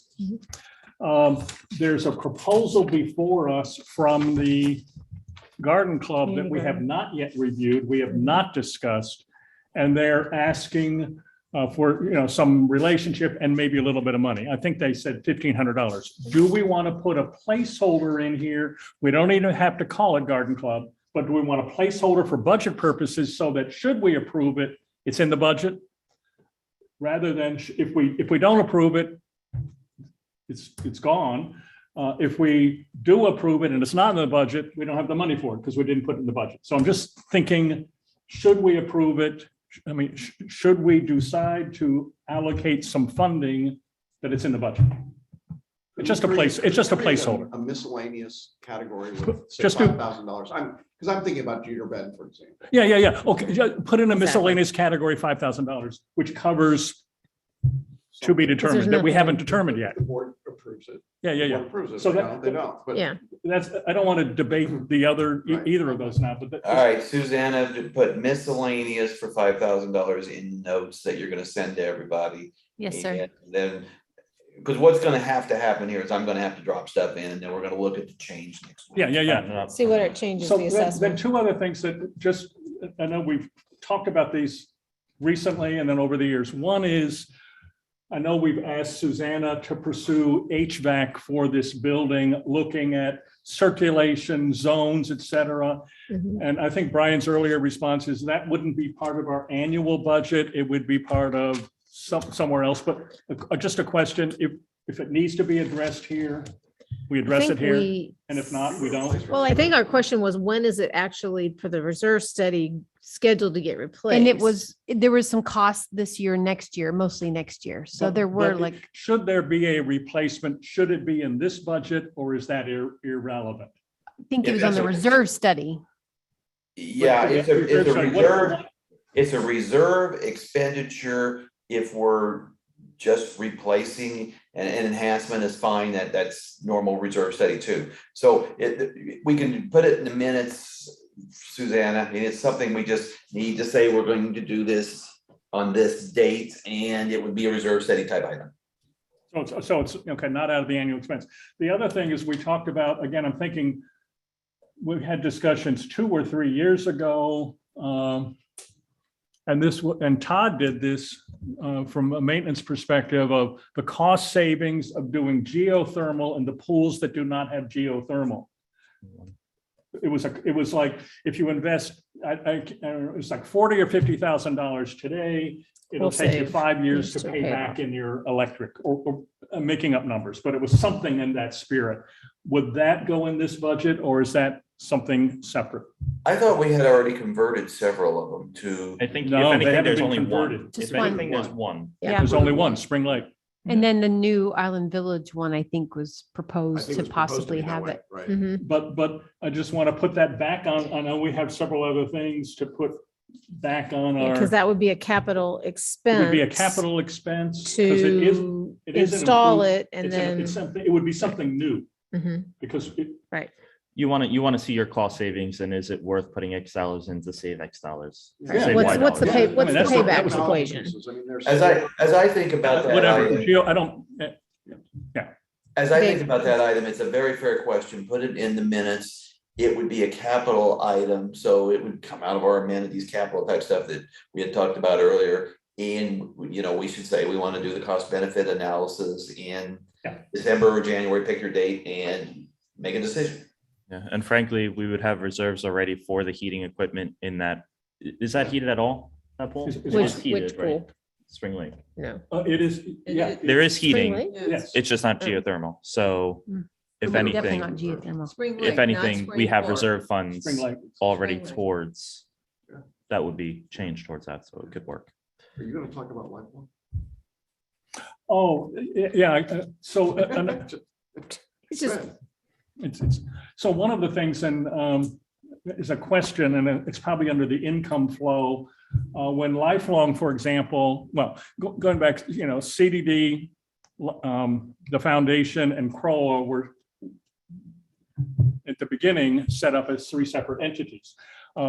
Croa's charges rent when Lifelong comes here. Turns out, I think the rent is from JR's numbers, it's only 2,000. It's only 1,000 a semester or a term when they have classes, when they use up some of these rooms, plus labor. So the question is, what's the fair share for one of the co-equal partners when they run events? And so how much income comes when the foundation uses facilities? And it turns out, just from Lifelong perspective, it's only $2,000. It's not much money, but there's also labor. So it's a question of how much income we assume coming from them. And when we get into negotiation time with the new contract, with events like that, we have a contract that's January through December. And so question again for the budget, what do we need to assume, depending on what we decide as we negotiate that new contract moving forward? Typically, the usage of space in this building is managed by the Recreation Committee. They make a recommendation to us based on this entity wants to do a program, whether it's With a program partner Zumba or, contract. you know, Program partner or exercise or. So I would say it probably still goes back to them to make a recommendation to us. You know, as we think about how we're using this, I want to emphasize, I'm just going to flip over and emphasize that Kevin's question about Kanoa, I think is absolutely a part of this. If Kanoa is paying their fair share, under the theory that it's all community money, remember, that's what we heard from CCDD, that phrase gets used very selectively around here. But if it's all community money, then let's get Kanoa's money in and put it in this space. And then we can give back some of those kinds of programs like Lifelong and others, because then it's really, it's a net wash for us. Right. So I think it starts with that Kanoa, right? Okay. Thank you for reminding me on that. I know we're getting old. No. I am. No. All right. Are there No any one's other getting questions? Brian, this is an extraordinary job you've done. I know that Absolutely. I've made your life miserable as usual, but I really appreciate the work that goes into this and that Suzanne has done and all of the committees have done in putting this together. I remember first time through the budget for me was a 3-day experience, and it was brutal. It was long and it was 3 days? Many lots- tabs. and lots of tabs. Yes. Wow. So thank you for making it manageable. So Susanna's got a long list, though, that we just gave But- her but to I think- work Sure on. Yeah. do. I'll follow up with y'all today. I think we've reached. I would like to follow up on that, though.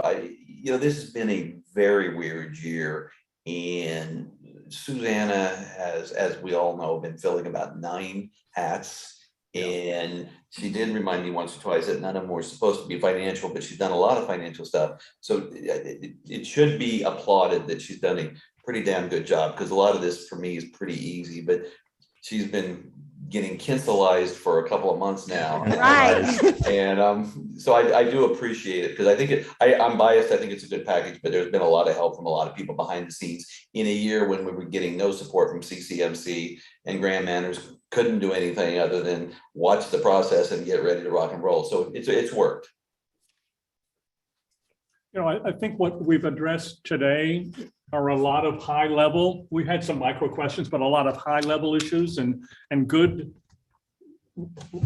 rubs, if you will. And I think that's very helpful. And I think that, Brian, with this 25-page document that is all public, which what you have shared with us, all residents have access to, it really lays out how things work. I mean, it's all right there. So thank you for doing that ahead of time. Up to the top. And then And all this documents roll up to and the all top. rolls up to the top. So, and I know that this is a draft, and that's why we do this discussion, this workshop type discussion. And then we approve it in October. And then. Once it gets, I know we're talking more next week, but then it gets finalized in October. And then the notice will go out to the residents. The notice goes out before with a proposed budget. Yeah. And the standard proposal and explanation about Right. why this is up and what this The category means. Kind of the cover letter that tells. Yeah. Just to summarize a couple of things, because nothing we ever do ends up on Facebook or anywhere else. The 7.69% increase would be higher based upon this conversation today. I think 2023, 3.5 will be higher based upon the fact that I think we need a little more Island Village, and 2024, 3.5 might make total sense. So when we'll get Susanna's minutes, I'll start making changes and get information in there as we get it, so that we'll have this for next Friday. But that's what you should expect to see. But we've had, a couple months ago, we had some early discussions about budget. And again, acknowledging that there were 6 or 7 years that there were no increases, and only in the last few years have been increases. So part of this is, while it's inflation and we have a new scope of work where we've expanded what we're asking management to do, we're also playing a little bit of catch up from no increases. So, Yeah, and that so I was- think this is still within very much reason. I mean, if we ended up at 8% or 8.5%, that's not a whole lot of And I dollars. think we'll have to have a letter that truly explains That that. explains what and- that, and yes, absolutely. But this has been very good that discussion. hopefully Can we we'll get- explain that the increase is not to fund, sorry, Not to fund what? any pickleball, lawn sports, or it's not funding them? Mhm. It's just like, I don't know. We're it's- asking management to do more, and it's cost us more. That's Right. what, We that's the know new scope of that. work that was been written over the last year. We know It's a new that. scope of work. Right, we And know that, that. that's where the increase is coming. from. Okay. We're asking for Mostly. more. You can't get more. As than well as- less. And inflation, which, yeah. because everyone's on, our pay rates have gone up. And we Yeah, have to, unless we're gonna not be staffed, Mhm. and the rates. and will in the go- scheme of things, it's not a whole lot. No. No, we ended up, if we stay where we are now, it's like less than $7 a month per household. Yeah, I mean, we're not, that's Yeah, not a yeah. huge increase based on what we're seeing in the market and right. out. So let me ask a question. Going back to recreation fee apartments, should we change that to say capital fees apartments, and then we could have capital fees residential sales? And do we want capital fees apartment to be a flat number of $300? That would, that would. Can be flat. Well, I You would, don't- you don't know if it should be? Steve Waring text, because I asked Steve Waring about this, and he said it's in the governing documents, how you calculate it. And so I emailed Tom, so I would say, let me do the research Okay, we'll hold off and on get that back one. to you. Okay, Yeah, good, Follow good. the documents, and then if I don't think we, it's in the governing documents. I don't know that that's true, but we I should at remember when least take a Leonard look worked- and find out. Leonard Jim worked on this, and we redid it as a board. Steve said it was the same one since he started, which was 2014, but you don't feel I that's remember when it was true. redone. Okay, okay, well, let me do the research. yeah, let's get the But- I asked documentation. and then Tom. we'll- Okay, I'm gonna hold off until we get facts. Thank you. All right, so the next meeting that we will have will be next Friday at 9 o'clock, which will do the follow-up from this meeting and the service areas. There's no way, we blocked out 2 hours, right? There's no way we're doing it in one. No, we've Yeah. said 2 hours, and we'll be happy if we're done a little sooner. Dream on, okay. Okay, is that? You what think we're 2 gonna- hours is enough? I I take I off think for a so. cruise that afternoon, so. Do you really? What? Cruise? I'll be in and out of here. Yeah. Are I'll you be in and out of here. vaccinated? Are you allowed? I am allowed, and I guess Really? the whole Good. community can know I'm vaccinated, yeah. Well, Uh, didn't We're just talking about your I safety didn't there. mean to TMI. ask a personal question No, like it's fine. that, but that's But yeah. great. Yeah. Oh, I Need would, it. That's there, I exciting. have heard there's more, other topics. Okay, nothing else from the board? Do we have a motion to adjourn? Come on, Jackson. I'll second it. All in favor? Aye. Aye. Thank you, Brian.